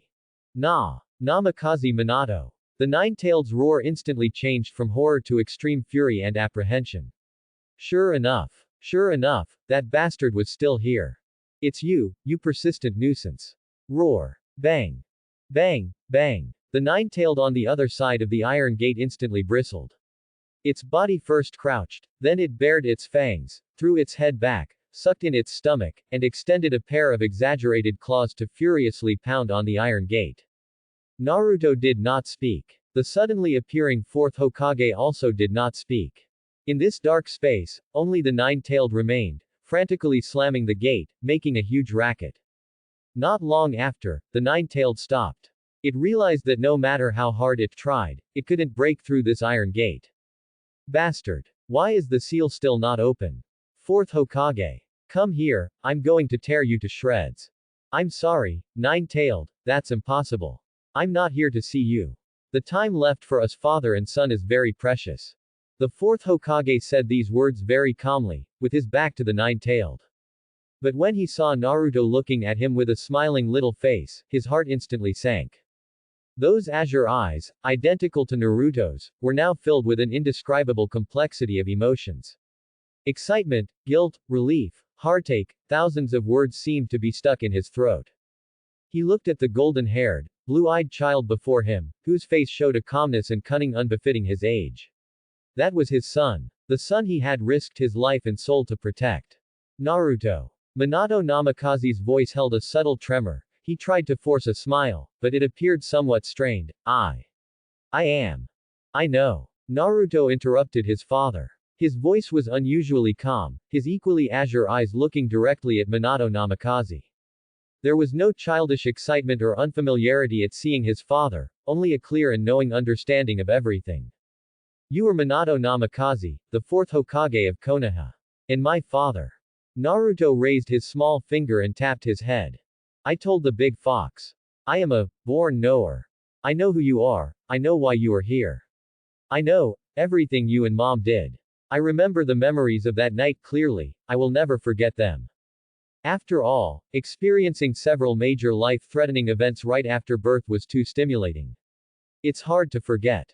Minato Namikaze's expression instantly froze, then turned into deep shock and a hint of understanding. From within the seal, he had watched Naruto grow up. Naruto was indeed very intelligent and a genius. He had always been mentally prepared for Naruto's special nature. He looked into Naruto's eyes, which seemed to see through everything, and his last shred of doubt vanished. This child was indeed extraordinary. Naruto. I'm sorry. Minato Namikaze's voice was full of guilt, 1,000 words ultimately condensed into one most profound statement. I let you suffer alone. Looking at the distress and self-blame in Minato Namikaze's eyes, Naruto merely shrugged his small shoulders indifferently, his face still bearing that sly smile. Suffering. I wouldn't really call it that. Naruto's tone was relaxed, as if he was talking about someone else's business. It's just living alone on the mountain, catching and grilling my own fish, building my own house. It's quiet, a bit too quiet sometimes, just boring and no one to talk to. He lightly glossed over the villagers, rejection and malice, his tone relaxed and normal. However, it was this lightheartedness that acted like a sharper carving knife, piercing deeply into Minato Namikaze's heart. He watched his son live alone from a young age, taking care of himself, without the love of parents, without the laughter of companions, only boundless loneliness. His guilt as a father instantly reached its peak, and his illusory figure trembled slightly. Naruto. Minato Namikaze's voice choked. He wanted to say something, but at this moment, he felt any words would be pale and powerless. Alright, it's fine, it's fine. Naruto waved his hand, interrupting Minato's self-blame, and a smile returned to his face. He was very familiar with how the Konoha villagers were. Without expectations, there was naturally no disappointment. Naruto didn't take the Konoha villagers' difficulties to heart either. After all, Konoha village had suffered so many disasters. If they treated Naruto this way, Naruto would certainly not repay their grievances with kindness like the original crown prince. Konoha would be destroyed several times, and without Naruto at the forefront, these Konoha villagers would certainly be in trouble. Minato Namikaze took a deep breath, suppressing his surging emotions, and his gaze sharpened again as he said sternly. Naruto, why did you tear open that sealing tag? That sealing tag is a safeguard. Once it's completely torn, the nine-tailed will have a chance to break free from its cage. That's too dangerous. He subconsciously turned sideways, warily glancing at the nine-tailed still growling behind the iron gate. HMPH. Hypocritical human. Now you're scared. The nine-tailed immediately caught Minato's wariness and let out an angry roar. Minato Namikaze. I haven't settled the score for you sealing me yet. And that brat. You two father and son are no good. How dare you toy with me? Big Fox, shut up. Naruto yelled at the gate without good humor, then turned to his father, his eyes serious. Fourth Hokage, I tore the sealing tag for 2 reasons. He held up one finger. First, to draw you out. I knew that only by touching the core of the 8 trigram seal would your residual chakra imprint be activated and manifest. Otherwise, who knows how long you'd hide next door watching the show. Minato Namikaze. Naruto held up a second finger. Second, to prove my sincerity and ability to the big fox. He pointed to the still angry nine-tailed behind the gate. It always thought I was deceiving it, that humans couldn't be trusted. I just wanted it to see with its own eyes that if I said I could draw you out, I really could. If I said I would break the rules, I would dare to tear the seal. This is my determination to fulfill my promise of future freedom to it. But Naruto. Minato Namikaze's brows furrowed, his tone filled with a father's worry. The nine-tailed's power is too dangerous. Its hatred has lingered for 1,000 years, and it's full of malice towards humans. This is like playing with fire. You. Roar. Minato Namikaze. Shut up. The nine-tailed's roar instantly exploded, interrupting Minato's words, and the crimson chakra surged violently again. How I am is not for you to judge. That brat understands more than you hypocritical fellow. Fourth Hokage. Naruto also raised his voice simultaneously, his clear blue eyes looking directly at his father, with a determination beyond his age and a hint of unquestionable assertiveness. This is my choice. And my promise. The matter between me and the big fox, we will resolve ourselves. You, don't interfere. Minato Namikaze looked at the unshakable light in his son's eyes, then at the strange state of the nine-tailed behind the gate, which, though angry, seemed to genuinely be listening to Naruto. A storm raged in his heart. This child truly seemed to be trying to communicate with the nine-tailed in a way he couldn't understand, and even, establish some kind of connection. This was too crazy. But looking at Naruto's confident eyes, he was momentarily speechless. All right. Minato Namikaze finally uttered 2 difficult words, choosing to temporarily trust his son, but Naruto, you must be extremely careful. The nine-tailed's power. Stop. Hold it. Naruto interrupted again, waving his small hand, directly giving his father an order. Fourth Hokage, now is not the time to discuss the nine-tailed. I have an important mission for you. Minato Namikaze was stunned. A mission? Yes. Naruto nodded heavily, his small face full of solemnity. Use your current power to also release Kushina's chakra imprint. Just like you manifested. I want Kushina to come out too. Our family of 3 needs to reunite. Once Kushina comes out, you can resume your role as a father. Naruto's words were decisive, carrying an unquestionable expectation. Since the 8 trigram seal was set by the 4th Hokage, even if the key was with Jiraiya, the 4th Hokage should be able to create another key or find other methods. Just like a teacher assigning a difficult homework problem, besides the standard answer, there should be many solutions. For Minato Namikaze, who was proficient in sealing techniques, this shouldn't be difficult. Minato Namikaze looked at the intense longing for a mother's love in his son's eyes, and the softest part of his heart was deeply touched. He glanced at the nine-tailed, which was still growling behind the door but seemed to have temporarily quieted down due to Naruto's assertiveness. Yes. Kushina, their son was waiting for his mother. Minato Namikaze's eyes instantly became incredibly gentle and firm. He gave Naruto a warm smile. Alright. Naruto. Dad will bring Kushina out now. You haven't done it yet. Talk when you've done it. Naruto mumbled. The fourth Hokage smiled gently, then said worriedly. But I don't have much time left. Originally, I left my chakra to protect you, but now coming out is a bit of a waste. The fourth Hokage was a little annoyed and regretful. The only chance to meet had been wasted like this. Although he had seen his son, he still felt it was a bit of a loss.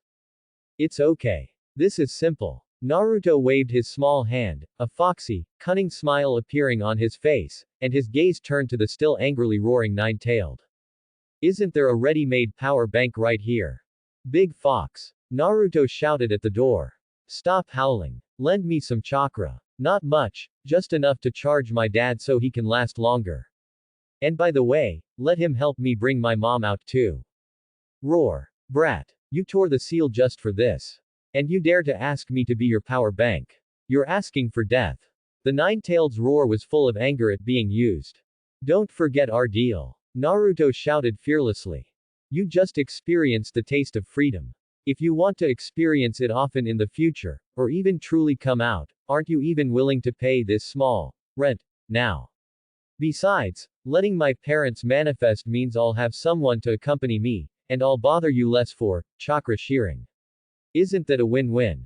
Although Naruto could allocate a small amount of chakra from his idle state to replenish the fourth Hokage's chakra, wasn't this the most famous power bank in the ninja world? It wasn't a leaky one like Romas, so continuing to shear the sheep was the right way. Replenishing chakra for others was a unique ability of the Nine-Tails chakra. During the Fourth Great Ninja War, the Crown Prince used this ability to gain a lot of goodwill and save a large number of people.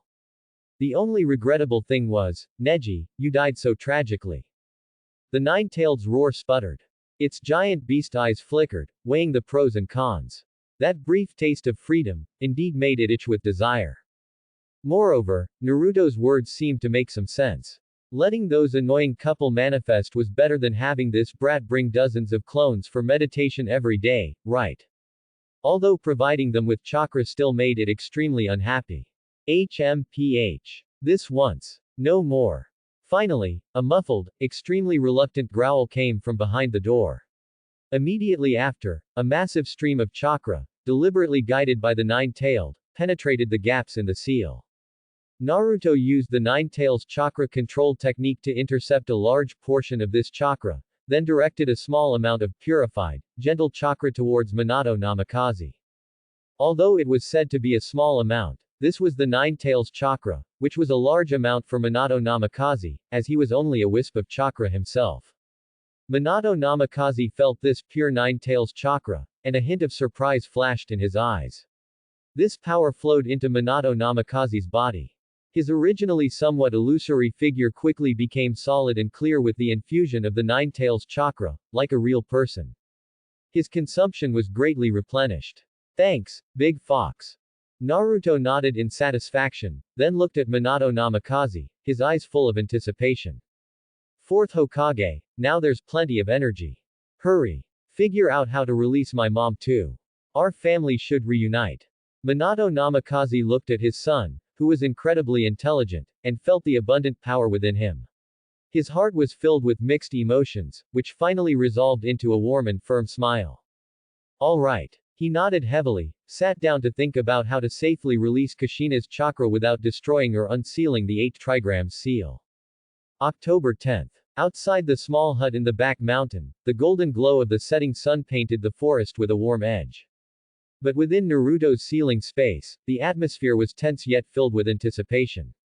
Thanks to the continuous power supply from the Nine-Tailed brand power bank, Minato Namikaze's figure was more solid than a month ago. At this moment, he formed extremely complex and profound hand seals, and golden runes danced around him like living creatures, flowing like streams into the core of the 8 trigrams ceiling style. Fine beads of sweat seeped from his forehead, and his expression was utterly focused. Naruto sat cross-legged to the side, his small face showing a rare seriousness and expectation, his gaze fixed on the fourth Hokage's movements. Behind the iron gate, the nine-tailed was also uncharacteristically quiet, its huge beast eyes peering through the ceiling gaps, suppressing its anger and displeasure, watching everything unfold. Minato Namikaze let out a low cry, and the final hand seal was completed. Boom. In the core of the ceiling space, a red light, even more intense and warmer than when Minato manifested, carrying a scorching aura like the fire of life, suddenly erupted. This light was filled with maternal warmth and endless longing, instantly dispelling all the coldness and hatred within the ceiling space. Vivid, blood-red long hair was the first to fly out. Immediately following was that beautiful face, with blood-red eyes that held the days of just waking up, instantly locking onto the most familiar figure in the center of the light. Minimum. Minato. Uzumaki Kushina's voice trembled with a hint of uncertainty, her gaze fixed firmly on her husband's handsome and gentle face. The separation by death 3 years ago, the chaotic slumber within the seal, countless fragmented memories flooded her mind instantly, finally transforming into an incredible ecstasy. Kushina. Minato Namikaze's voice was filled with excitement and relief. He opened his arms, tears glistening in his eyes. It's me. Welcome back. Kushina's figure solidified completely, and she almost stumbled as she rushed towards Minato. The two embraced tightly in the warm golden light. All the longing, pain, and despair transformed into tears of reunion at this moment. Minato. It's really you. This is wonderful. This is wonderful. Kushina hugged her husband tightly, sobbing uncontrollably. However, just as the immense joy of this marital reunion slightly subsided, Kushina's gaze inadvertently swept past Minato's side. There, a small, blonde, blue-eyed figure stood quietly, a pair of clear, azure eyes identical to Minato Namikaze's, gazing at her with curiosity, anticipation, and a hint of imperceptible nervousness. Time seemed to stand still at this moment. Kushina's body suddenly stiffened. She slowly, incredulously released her embrace of Minato, her blood-red pupils suddenly widening, staring intently at that small figure. Blonde hair, blue eyes, that familiar feeling between the brows, and that throb of bloodline connection. He is. Kushina's voice trembled uncontrollably, her gaze darting back and forth between Minato and Naruto, an answer that made her soul tremble was on the tip of her tongue. Minato Namikaze, with tears in his eyes, nodded vigorously, a smile of immense pride and tenderness on his face. He gently placed his hand on his wife's shoulder, turning her towards Naruto. Kushina, he is our son, Naruto. Naruto. Kushina's voice suddenly rose, her blood-red eyes instantly flooded with tears. All her attention was instantly snatched away from her husband, completely focused on that small blonde boy. The next second, Kushina's figure burst forth with astonishing speed. She bypassed Minato as if using the body flicker technique, appearing in front of Naruto. Naruto. My little Naruto. Kushina's voice was heavy with sobs and uncontrollable ecstasy.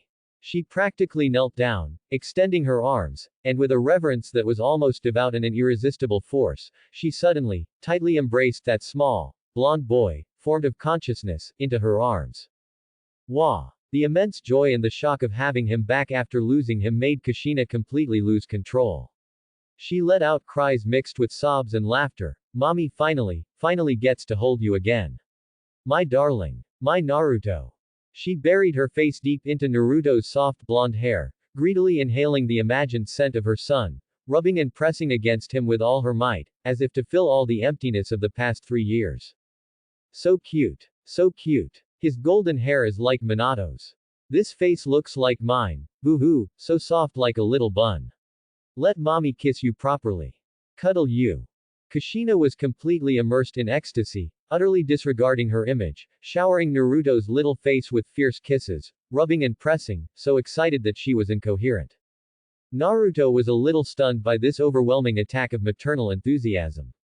His body instantly stiffened, and his usually sly or calm little face was now filled with bewilderment.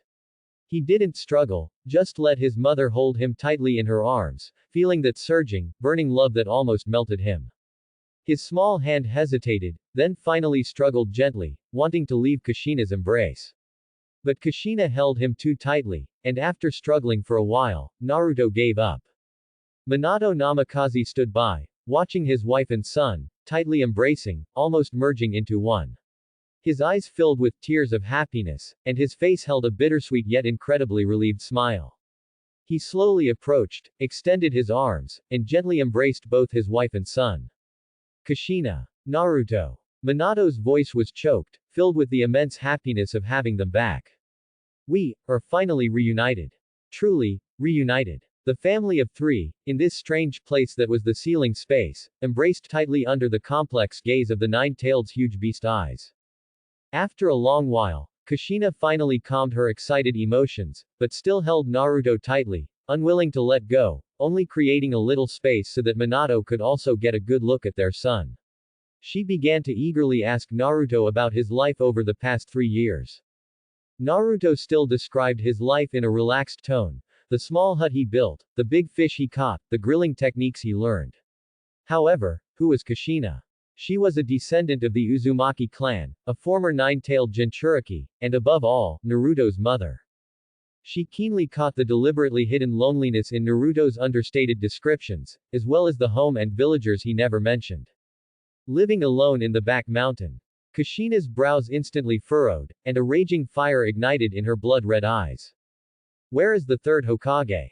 How did he take care of you? Where are the people of Konoha village? Is this how they treat the son of a hero? The child of the fourth Hokage and an Uzumaki clan orphan. Her voice suddenly rose, her red hair moved without wind, and her chakra fluctuated violently due to anger. She wished she could rush out of the seal right now, confront the third Hokage, and use her most skilled adamantine sealing chains to bind him and give him a good beating. Then she would confront the villagers who ostracized her son and let them taste the wrath of the red-hot habanero. Kushina. Calm down. Minato Namikaze quickly held his wife's shoulders. His face was equally grim, and his eyes were also filled with uncontrollable anger. He understood the meaning behind Naruto's understated words even more clearly than Kushina. Compared to Kushina, he had watched Naruto grow up. His fists clenched, wishing he could immediately go and get answers from the third Hokage. But he also knew that they were just chakra, and even if they could go out, it would only bring more burden to Naruto. Calm down. How can I calm down? Kushina yelled at Minato, tears welling up again, tears of anger and heartache. Our son. He's only 3 years old. Minato. 3 years old. How dare they? That senile third Hokage. He promised us he would take good care of Naruto. Is this how he took care of him?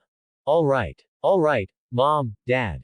Naruto spoke up at the opportune moment, his voice calm, yet carrying a soothing power. Seriously, I'm doing fine. I don't care about Konoha village or what the villagers think. I have my plans, I have my path to follow. And now, I have you too. He looked up, a warm smile on his small face. That's enough.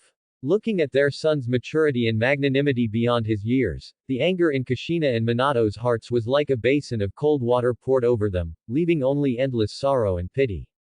They understood that Naruto didn't want them to suffer and be angry over things that couldn't be changed. He had chosen to bear too much on his own. Uzumaki Kushina took several deep breaths, forcing down her boiling rage, but the flames burning in her blood-red eyes had not extinguished. They were merely temporarily covered by an even more overwhelming maternal love. She hugged Naruto tightly again, even tighter this time, as if to transmit all her strength and protection to him, her voice thick with tears and an unprecedented determination. I'm sorry, Naruto, your mom and dad were useless, we made you suffer, but from now on, it's different. She looked up, her eyes tear-filled yet blazing as she gazed at Minato Namikaze. Minato. Did you hear that? Our son, he's even stronger and more amazing than we imagined. We cannot let his strength become a reason for others to bully him. Minato Namikaze nodded heavily, his eyes also burning with steadfast flames. He gently stroked Naruto's golden hair and then placed his hand on Uzumaki Kushina's shoulder. Uzumaki Kushina is right. Naruto, your magnanimity makes your dad proud, but that doesn't mean your mom and dad can tolerate the grievances you've suffered. Although we can't directly change the outside world right now, we will always be by your side. We will support you with our knowledge, with our strength. Whatever you want to do, go ahead and do it boldly. As long as you don't harm Konoha, your dad will always be your strongest backing. He looked at Naruto and said apologetically. I'm sorry, Naruto. Your dad is the Hokage, and what Konoha owes you, I cannot get justice for you.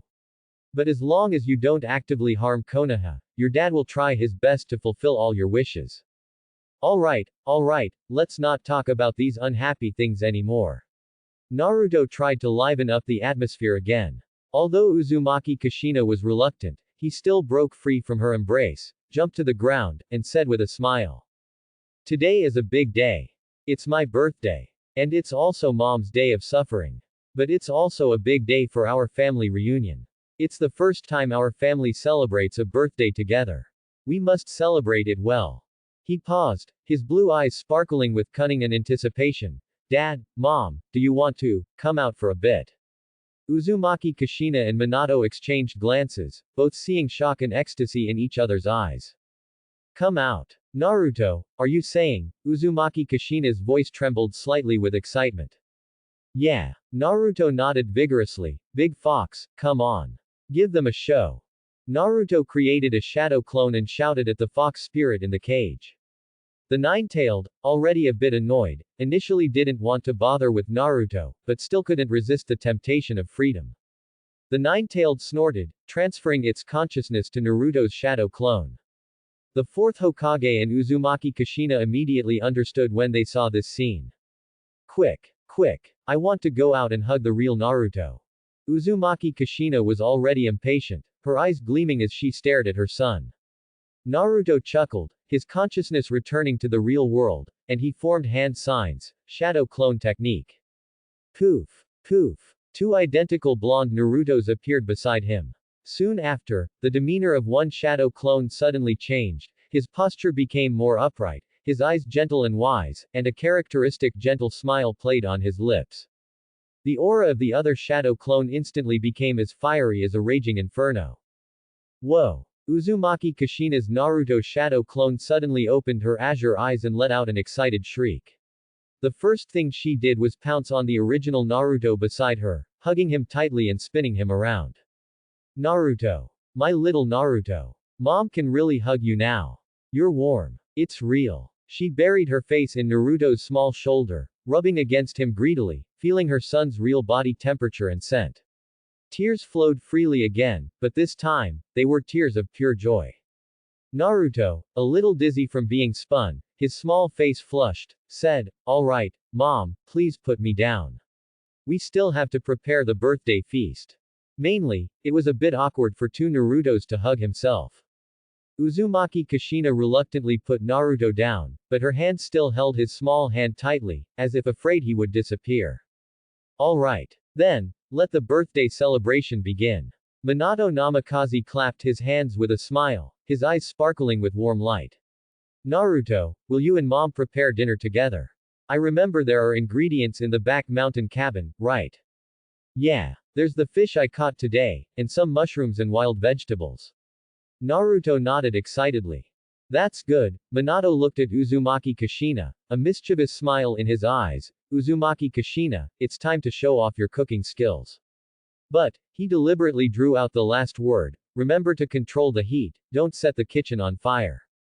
Minato. Uzumaki Kushina's face flushed, and she made to hit him, don't look down on me. For Naruto, I will definitely make the best birthday feast. You'll be amazed. Then I'll be in charge of buying the cake. Minato said with a smile, I remember there's a good cake shop in the village. I'll go buy it, and I'll be back soon. His golden figure flickered slightly, as if adapting to this temporary body, then he revealed a confident smile. Go quickly and come back soon. Don't delay our meal. Uzumaki Kushina instructed, then pulled Naruto, come on, Naruto. Let's go to the kitchen with Mom. I'll show you Mom's cooking. As the last ray of sunset disappeared into the sky, a lavish dinner was already laid out on the cabin table. Minato's figure appeared at the doorway at just the right moment, carrying an exquisite cake box. I'm back. I got the cake, and it looks pretty good. Minato walked in with a smile, placing the cake in the center of the table. HMPH, at least you're on time. Uzumaki Kushina wiped the sweat from her forehead, looking at the table full of dishes with a proud expression. At this moment, Naruto walked to the center of the room, looking in the direction of the ceiling space with a hint of anticipation and hesitation, then formed hand signs again, shadow clone technique. Poof! Another shadow clone appeared. Naruto looked at his parents. Dad, Mom, I want to let the big fox come out for a bit too. Today is also the day it regains some freedom. Besides, without its chakra, you wouldn't be able to come out either. Uzumaki Kushina and Minato exchanged glances and both nodded. Minato said gently, Naruto, do as you wish.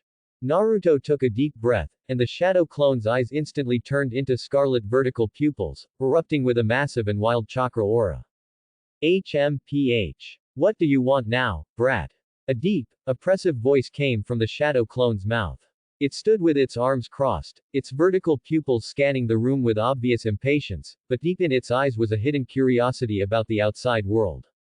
Big Fox. Naruto walked over, a sincere smile on his face. Today is my birthday, and both Dad and Mom are out. Thank you for your help. Would you like to eat something with us? The cake is very big, you probably haven't had any before, have you? The nine-tailed shadow clone scoffed. Boring. Human food. But its gaze swept over the steaming dishes on the table, especially the cake that looked very sweet, and its voice trailed off. It then glanced at the shadow clones standing nearby, controlled by Minato and Uzumaki Kushina's consciousness, and finally snorted, not refusing, but also too proud to approach directly. It just awkwardly walked to a slightly distant spot at the table and sat down. All right, you awkward big fox. Today, for Naruto's sake, I won't argue with you. Uzumaki Kushina stood with her hands on her hips, but her tone was much softer than usual. Dinner's ready. Naruto cheered, pulling his parents to sit down. In the small back mountain cabin, the lights were warm. With no outsiders present, the fourth Hokage and Uzumaki Kushina had used transformation jutsu to appear as themselves. The family of three, along with an awkwardly cornered fox spirit shadow clone, sat around the table. This was their first reunion dinner, 3 years late, transcending life, death, and hatred, and Naruto's first birthday with his family by his side. Minato gently placed a simple birthday hat on Naruto, while Uzumaki Kushina carefully inserted 3 small candles. The candlelight flickered, reflecting Naruto's excited little face, and also the glistening tears and immensely satisfied smiles in Minato and Uzumaki Kushina's eyes. Happy birthday, Naruto. Minato and Uzumaki Kushina said in unison, their voices filled with endless love. The nine-tailed looked on, then muttered, Happy birthday, brat. The warm atmosphere of the birthday celebration slowly settled in the cabin, with the scent of food and laughter seemingly lingering between the wooden beams. The golden sunset had completely dipped below the horizon, casting a tranquil deep blue over the forest. The spark of home in the heart of the Naruto shadow clone controlled by Minato grew brighter and brighter. Wasn't this the happiness he sought? He looked at Naruto, who had eaten his fill, and Kushina, who was washing dishes, and a thought exploded clearly in his mind. Kushina, Naruto. Minato's eyes sparkled with unprecedented brilliance. He pointed to the cabin and said, This shack, it's too crude. Let's renovate it properly, shall we? Let's build a real home. A home that belongs to our family. Kushina, who was clearing the dishes, paused, her eyes instantly shining with astonishing brightness, even more excited than before. Renovate. Build a home. She threw down the rag, put her hands on her hips, and burst with incredible enthusiasm. You're absolutely right, Minato. How can my little Naruto live in this? She kicked the roughly stacked log wall in disdain. Leaky, drafty little shack. She suddenly turned to Naruto, who was still savoring the taste, her eyes gleaming. Naruto. Tell mommy, what kind of house do you want? A 2-story wooden house. With a big kitchen, a bright living room, and a dedicated training area for you. Oh, and the roof must be sturdy, fireproof and insect-proof. Her thoughts instantly diverged, countless ideas gushing out, as if she wanted to turn the dilapidated shack into a palace in an instant. Minato Namikaze watched his wife, who was so excited she was almost bouncing on the spot, smiling gently, his eyes, however, flashing with the unique wisdom of the yellow flash. He glanced around this simple dwelling, built by Naruto alone with the blessing of wilderness survival LV5. Although kept clean and tidy by its owner, with bowls and plates neatly arranged and even a bed made, the structure was indeed too simple and flimsy. Thick logs interlocked, with gaps merely stuffed with mud and moss. Cold winds would inevitably blow in during winter, and heavy rains might leak in during summer, not to mention defending against potential infiltration by wild beasts, although currently only the third Hokage and Anbu came. He stepped forward and gently held his excited wife. Kushina, don't rush, let's hear Naruto's thoughts first. His gentle blue eyes turned to Naruto and asked. Naruto, is there anything special you want? Also, materials. There are plenty of materials. Naruto immediately interjected, his already eager little face filled with uncontrollable excitement and an eagerness to plan his territory. There are so many trees in the back mountain, even denser than third Hokage Hiruzen's hair. I've already explored the entire back mountain thoroughly. He zoomed off the chair, ran a few steps to the door, and pointed to the deeply silhouetted forest under the moonlight outside, like a little general commanding 1,000 troops. Deep in the back mountain, there's a large area of ironwood trees that have grown for many years. Their hardness and toughness are superb, perfect for beams and pillars. I discovered them last time when I was chasing a mutated giant trout.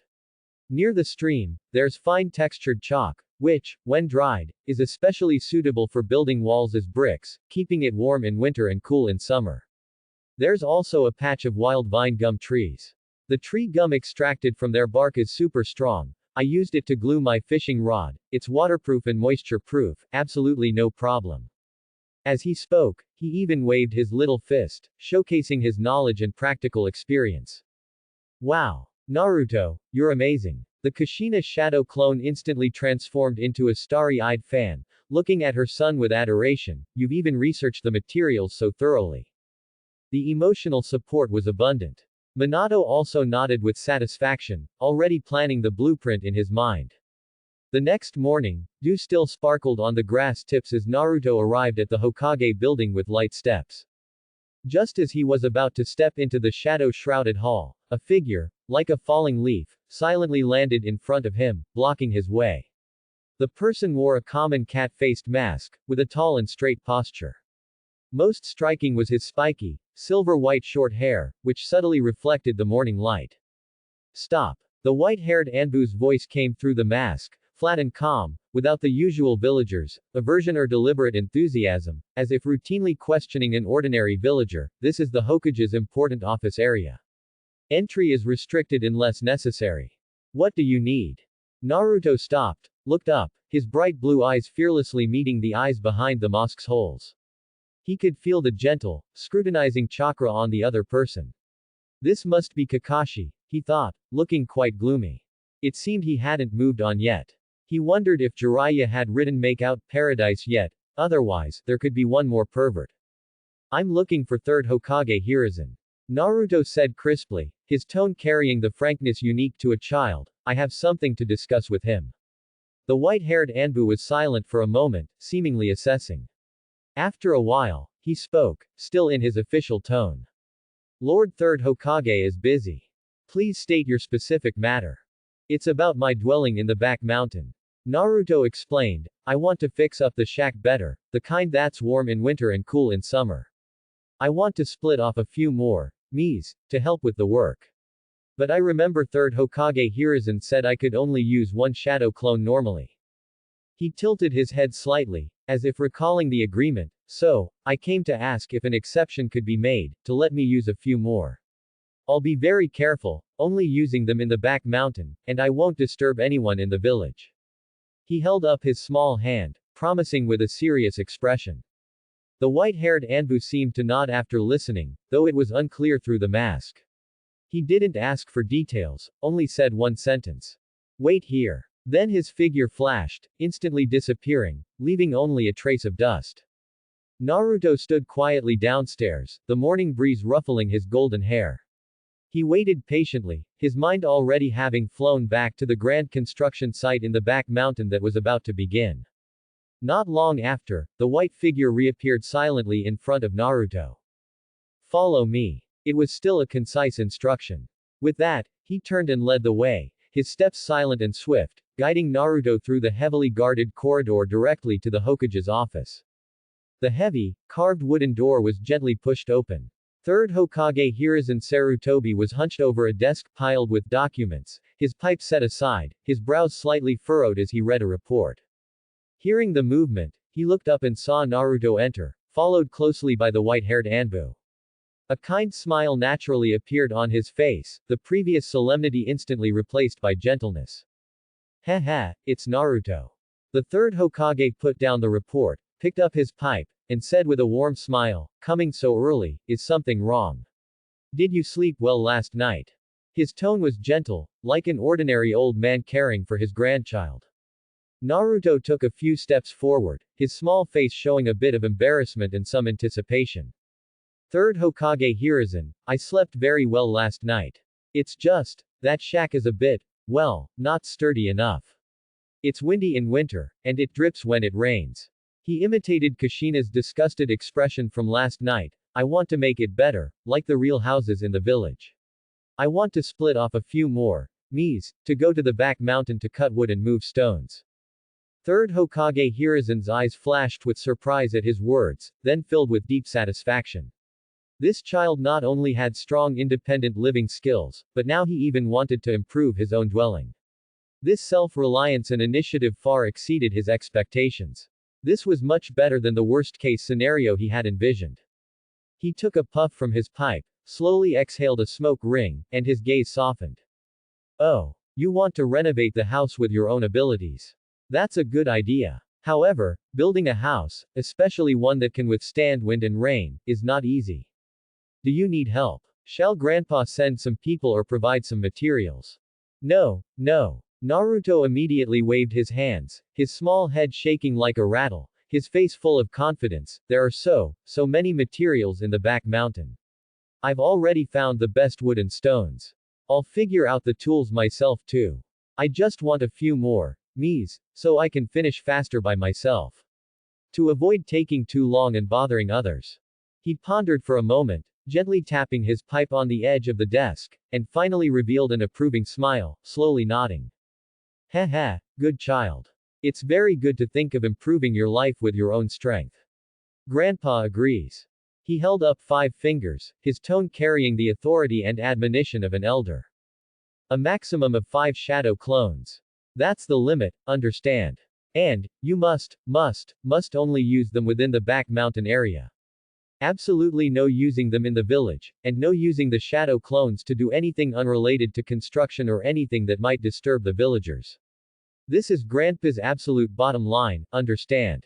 Understood. Naruto immediately stood at attention, his small face taut, answering loudly and clearly, trying to make the most serious expression to guarantee it. I promise. Only 5. Only for building the house in the back mountain. Absolutely no running around in the village. The third Hokage nodded with satisfaction, watching Naruto's joyful demeanor. The gloom in his heart caused by the war seemed to fade a little. This child, perhaps, would truly grow into an extraordinary existence. Go on, child. The third Hokage waved his hand, smiling kindly, build your new home well, and be careful. Thank you, third Hokage Hiruzen. Naruto bowed deeply, then turned and walked briskly out of the Hokage's office, which was filled with the scent of paper and ink. With the third Hokage's permission, Naruto, unable to contain his excitement, rushed back to his small shack in the back mountains like a gust of wind. The moment he landed, he eagerly formed hand signs. Shadow clone technique. Puff, puff, puff, puff, puff. 5 plumes of white smoke burst open, and 5 identical blonde Narutos instantly appeared beside him. Time to get to work. Naruto, the original, waved his small hand, full of spirit. The 5 shadow clones also rubbed their fists together, their faces showing the same excitement as the original. Minato. Seeing this, Kushina's shadow clone immediately looked at the Naruto shadow clone controlled by her husband, her eyes burning. You plan it out. My adamantine sealing chains are perfect for moving materials. She brandished the slender chains made of chakra. Although it was just Naruto's shadow clone, the power of the adamantine sealing chains was even stronger than when she was 3 years old. This showed how powerful the Uzumaki bloodline within Naruto was. The shadow clone controlled by Minato nodded, his blue pupils gleaming with intelligence. Kushina, I'll entrust the heavy ironwood beams and pillars to your chains, they're efficient and won't damage the wood. Naruto, you all are responsible for collecting chalk rock and vine sap bark. As for me, Minato took out a kunai and infused it with wind release chakra. Leave the task of turning the wood into planks to me. Oh. The Narutos responded in unison, their voices full of vigor. The construction project officially began, and the small back mountain instantly transformed into a bustling construction site. A full month of working day and night, with concerted effort, saw the intertwining of diligent sweat and the glow of chakra. In place of the former crude shack, a brand new and vibrant home proudly stood. A uniquely crafted two-story wood and stone mixed building replaced the old shanty. It covered more than twice the original area, skillfully blending into the forest environment while retaining the warm ambiance of a home. In front of the house, a flat grassy area was cleared to serve as a training ground. The ground was covered with thick, soft turf, and there was also a simple wooden dummy nearby. Behind the house, adjacent to the kitchen, a large vegetable garden was cultivated. Since the back mountain was vast and rarely visited, Naruto simply created a huge vegetable garden. He realized that as his physical fitness improved, his appetite also grew, making a large vegetable garden a necessity. Pushing open the thick oak door, one entered a spacious and bright living room. The pine floor had been polished smooth and warm by Minato using wind-release chakra and tools. A delicate stone fireplace was built against the wall, its hearth shaped and reinforced with earth release, ready to provide a warm bonfire in winter. By the window, a sturdy dining table made of ironwood stood. Kushina's dream of a super-large kitchen occupied a significant portion of the first floor. The spacious countertops were equipped with various pots and pans of all sizes, cutting boards, and storage racks specially made by Naruto. Everything was neatly organized. A stream was even diverted to make water access convenient. The second floor was the bedroom area. Naruto's room had a window facing the back mountain, a brand new bookshelf beside the bed, and the bed itself was acquired by Naruto using the transformation jutsu. The treehouse on the big tree next to the house was Naruto's proudest and most scenic masterpiece. On the thick main trunk of the towering giant tree behind the house, like a meticulously built nest of a giant bird, a delicate treehouse was firmly attached. Its main structure was ingeniously constructed by interweaving tough ironwood branches, making it extremely sturdy. The exterior was adorned with fresh vines collected from the forest and various wild flowers, making the treehouse appear as if it had naturally grown from the tree itself, harmonious and exuding the unique fresh scent of plants. For a ninja, one could walk directly to the entrance, which was a small, round door just big enough for one person to bend down and enter, full of childlike charm. The interior space was not large but comfortable, laid with thick, soft vine mats. The treehouse had a small round window on each of its four sides, especially the large round window facing outwards, which formed an excellent 360-degree panoramic viewing platform. The east window offered a view of endless, layered forests. At dawn, the continuous canopy was dyed a captivating golden red, with rays of light stretching across the sky, full of vitality. The west window's view, through the gaps in the trees, clearly showed the rising smoke from the Konoha ninja village in the distance. Under the sunlight, the small figures running and jumping on the Ninja Academy's training ground were faintly visible. These were the people Naruto might interact with in the future. The north window directly faced the lush, overgrown mountain ridge, where herds of wild deer often gracefully ambled to the mountain stream to drink water in the early morning or evening, creating a tranquil and peaceful scene. The south window overlooked a bottomless, secluded valley, where mist constantly swirled and rose. When illuminated by the sun, the mist transformed and shifted, resembling a flowing, ethereal painting, mysterious and magnificent. Naruto planned to sit here alone, or with his father's or mother's shadow clones, as the sun set. He patiently waited for the sunset to melt into gold, painting the sky red, watching the tired birds return to the forest, disappearing into the verdant foliage. He quietly absorbed this tranquil and magnificent beauty that belonged only to him. Kushina and Minato tacitly referred to this place as Little Naruto's secret lookout. Minato even secretly carved several reinforcing ceiling runes inside some key supporting beams of the treehouse, ensuring its stability as solid as a mountain. On the day of completion, the golden glow of the sunset pierced through the forest gaps, casting its light upon the brand new home. Beneath the giant tree, Naruto, Minato Namikaze, and Uzumaki Kushina stood side by side. The nine-tailed shadow clone awkwardly sat leaning against a distant large tree root, silently watching the family before him. Their gaze swept over the cozy and sturdy treehouse nestled among the leaves overhead, the warm kitchen with its wisps of cooking smoke beside the tree roots, the private bathroom by the stream with its moist air, and the vibrant, budding green vegetable garden in the distance. An unprecedented sense of satisfaction and deep warmth flowed through the hearts of the three. Phew. Kushina let out a long sigh, hands on her hips, her blood-red eyes shining with a warmth even greater than the sunset. This is truly impressive. This is what a home should look like, you know. Minato gently put his arm around Kushina's shadow clone's shoulder, looking at her tenderly, then at Naruto beside him, his golden short hair gleaming in the sunset. Yes, you've worked hard, Kushina, and you too, Naruto. This is our shared home now. Despite being a body constructed by a shadow clone, the happiness in Minato's eyes was incredibly real. Naruto looked at himself, beside him, who was smiling kindly, his mouth twitching slightly. Then he nodded vigorously, a smile brighter than the sun blooming on his face, and emphatically said, In the afterglow of the sunset, this secret forest base seemed to be edged with a warm golden rim. Cooking smoke curled upwards, vegetable seedlings were freshly green, and new vines climbed along the wooden walls of the treehouse. Everything was silent, yet it exuded a solid, warm, and vibrant, homey atmosphere. This was no longer just a shack for shelter, a cover-up, it was a true home, built together with love and hope. In the new fireplace, dry firewood crackled, and the dancing flames illuminated the brand new living room, making it warm and bright. Naruto, the original, sat contentedly on a small stool in front of the fireplace, his belly round from the delicious mushrooms grilled by Kushina. The shadow clone controlled by Kushina held a perfectly grilled mushroom on a fork, bringing it to Naruto's mouth, her eyes as gentle as water. We have a home. It's wonderful. This is what my little son deserves. The shadow clone controlled by Minato sat beside Naruto, watching his profile, reddened by the firelight.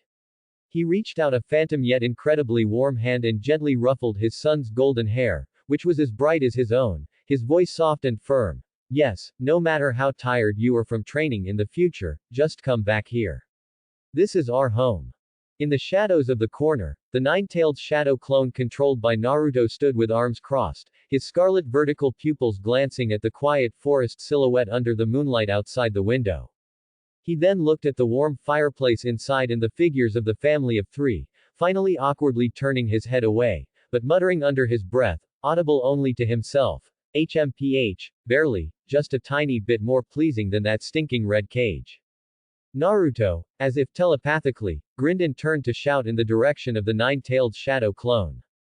Big Fox, next time I'm free, I'll even make a fox den for you in that big tree. The fireplace crackled, the dancing flames reflecting on everyone's smiling faces. The aroma of food, the fresh scent of wood, and the hard-won warmth of reunion flowed and settled into every corner of the new home. A true sense of peace and happiness, for the first time, permeated this brand new little home so fully. A certain white-haired Anbu, sent by the third Hokage for patrol, sensed the increasingly rich signs of life from that area in the distance. The slight vigilance and worry in his heart couldn't help but fade a little in the face of such warm and lasting vitality. He silently adjusted his monitoring point, etching this peaceful and harmonious scene into his mind. The 3-year-old Naruto could live so well on his own, which filled the white-haired Anbu with countless emotions, leaving only a sigh in the end. With Minato Namikaze and Uzumaki Kushina's arrival, the ceiling space was no longer the dark cage of iron bars and chakra fluid it once was. Under the nourishment of Uzumaki chakra's abundant vitality and Kushina's meticulous arrangement of sealing techniques, the space had undergone a tremendous transformation. The original scarlet, viscous chakra blood pool had been purified and disappeared directly. The cold iron bars hadn't vanished, but were covered in tough, verdant vines, blooming with unknown yet vibrant and warm small flowers, like natural decorations. The once cramped and oppressive space had been greatly expanded and extended, with a soft, simulated light curtain visible in the distance, marking the boundary of the space. Kushina had poured immense effort into it, as if weaving the most magnificent dream into reality, transforming the ceiling space into a secret realm where elves reside, much like a fairy tale book, just like the beautiful illusion she briefly shared with Naruto during their first encounter in the original world line. Looking up, the sky of the ceiling space was no longer a dead silence, but a mesmerizing canvas. Adorned on a deep, mysterious indigo background were countless diamond-like stars, which were not static, but flowed into a brilliant river of stars, slowly rotating and emitting a soft, non-blinding light, as if within arm's reach. And against the backdrop of this dreamy star river, a full, warm golden sun and a clear, bright silver moon hung harmoniously at opposite ends of the high sky. The golden sun cast down its warm, life-giving radiance, while the silver moon poured out its tranquil, gentle silver veil. The two halos merged at the celestial intersection, forming a wondrous, dreamlike aurora transition zone. Even more astonishing was that, from time to time, brilliant meteors would streak across the sky, trailing long, dreamlike streams of light, silently sweeping past the river of stars. On the ground, the changes were even more astonishing. The solid ground was no longer barren and bloody, but covered in thick, velvety soft green grass. Among the tender blades of grass, countless colorful wildflowers were scattered, making the entire space like a wonderland. The only thing that stood out was the nine-tailed cage. Against the backdrop of the entire space having transformed into an earthly paradise, the enormous iron cage sealing the nine-tailed appeared particularly glaring and out of place. It still stood within the space, like a relic forgotten by time, stubbornly preserving the gloomy undertone from before the birth of this new world. The scarlet chakra fluid pool that originally permeated the space had not been completely purified or transformed here. All of it surrounded the iron cage within a radius of several tens of meters, emitting an uncomfortable warmth, a materialized residue of hatred and destructive power. At the end of the flower sea, closer to the blood pool, the vibrant flowers and plants seemed to have encountered an invisible barrier, forming a distorted and eerie barren boundary line. The nine-tailed mountain-like enormous crimson body lay sprawled within this isolated island, belonging to it. Beneath it was a churning liquid of hatred. This sturdy, cold, and foul cage, separated from this vibrant, love-reforged, brilliant wonderland by merely a set of iron bars, was like an insurmountable chasm, the only solidified and indelible dark origin point in this fairy tale world. However, at this moment, within the ceiling space, Minato Namikaze, Uzumaki Kushina, Naruto, and the nine-tailed, who occupied the third shadow clone, were sitting around a table playing mahjong. The shadow clone controlled by Kushina excitedly slammed the table, her face beaming with joy. "Oh, my luck has turned around." "Wait." The Naruto shadow clone controlled by the nine-tailed, its vertical pupils gleaming with greed and an unwillingness to lose, roared in a gruff voice. "It's my turn to gang." It extended the shadow clone's hand and triumphantly picked up a tile. Naruto's lips curved into a subtle arc. In the depths of his clear blue eyes, the level 5 gambling skill on the system panel was silently operating. In the interval of the nine-tailed excited gang play, Naruto's probability calculation ability increased, and his micro-expression analysis ability activated. The shadow clone controlled by Minato, his gentle blue eyes under his golden hair flashed slightly, exchanging an imperceptible glance with Kushina's shadow clone. Minato gently pushed a tile to the center of the table. 5 won. The moment the tile fell, his fingertips inadvertently made a slight movement. The nine-tailed's massive consciousness was immersed in the anticipation after the gang, its vertical pupils fixed on the tile stack, completely oblivious to this detail. Naruto understood. He invoked his calculation ability, calculating the possible tile patterns in his father's hand, calculating the range of effective tiles after his mother's palm, calculating the nine-tailed's gang type and listening tendency. Calculation result. The optimal solution is to play one pin, to induce the nine-tailed to eat the tile, delaying its listening, while preserving a key tile for his mother's flush. Naruto's small hand quickly pushed one pin. Pong. Kushina's shadow clone immediately called out, her face displaying a perfectly timed look of relief as if she had almost missed it. She took the one pin and played a safe tile. The nine-tailed snorted and drew a tile. The moment it picked up the tile, the shadow clone it controlled suddenly stiffened, its vertical pupils instantly contracting. It had drawn the key tile it had been waiting for. The instant euphoria erupted like a flame, almost overflowing from its vertical pupils. It clutched the tile tightly, a low, triumphant purr rumbling in its throat. Just as it was engrossed in the immense joy of impending victory, at the moment its guard was lowest and its mind most relaxed. Naruto's eyes instantly sharpened like an eagle's. The moment had arrived. The shadow clone controlled by Kushina seemingly casually flicked the corner of the table with her finger.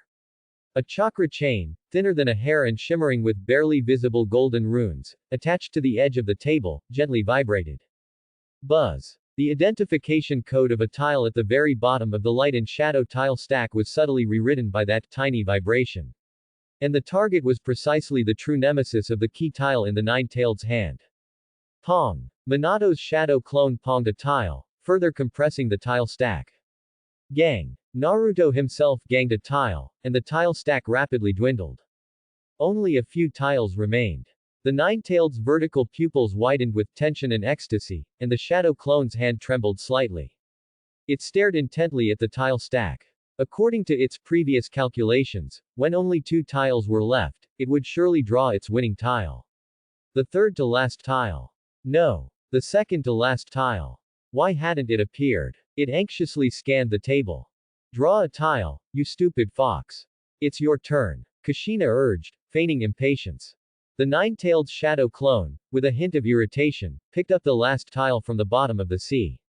The moment it picked it up, the light and shadow on the tile flickered. The tile it had been waiting for did not appear.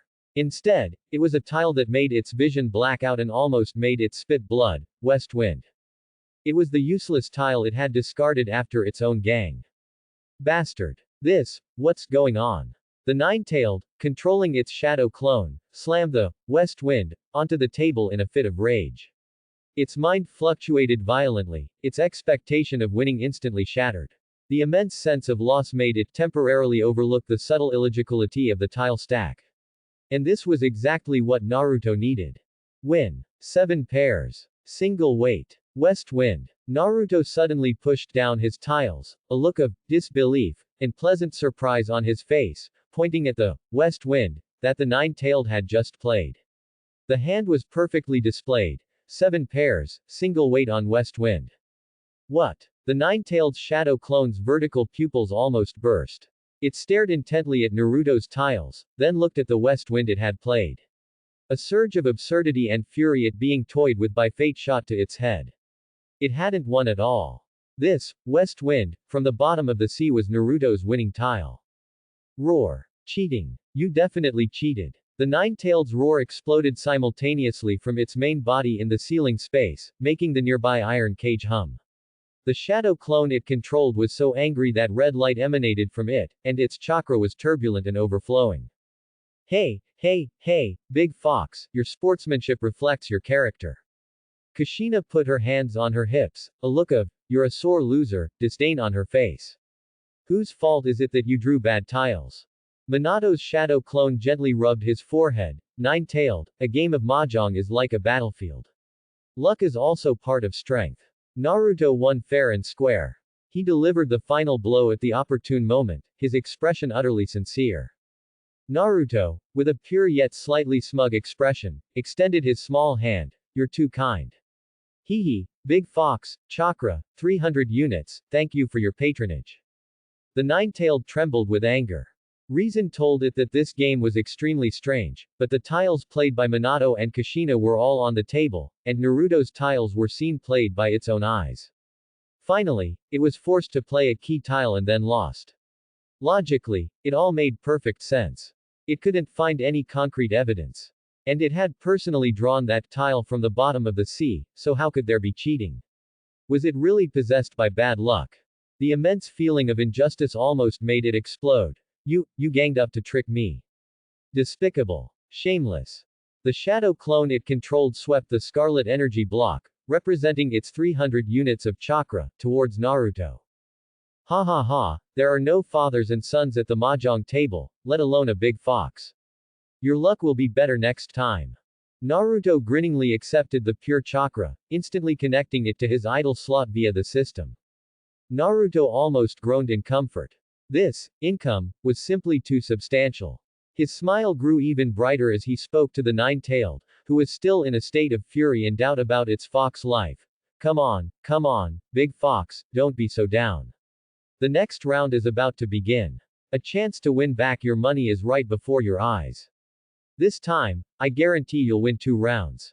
As he spoke, he had already begun to shuffle the tiles, his movements incredibly skilled. The shadow clone controlled by the nine-tailed was so angry its tail almost smoked, but the immense loss and unwillingness made it reluctant to concede defeat just yet.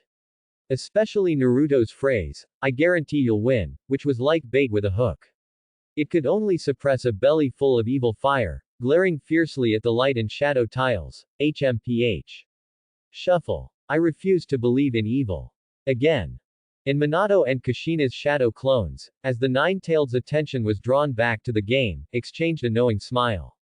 Kushina even secretly gave Naruto a thumbs up. However, this harmonious atmosphere was interrupted by a sudden external sensation. The chakra fluctuations of Hiruzen Sarutobi, the third Hokage of Konoha, appeared outside the back mountain cabin.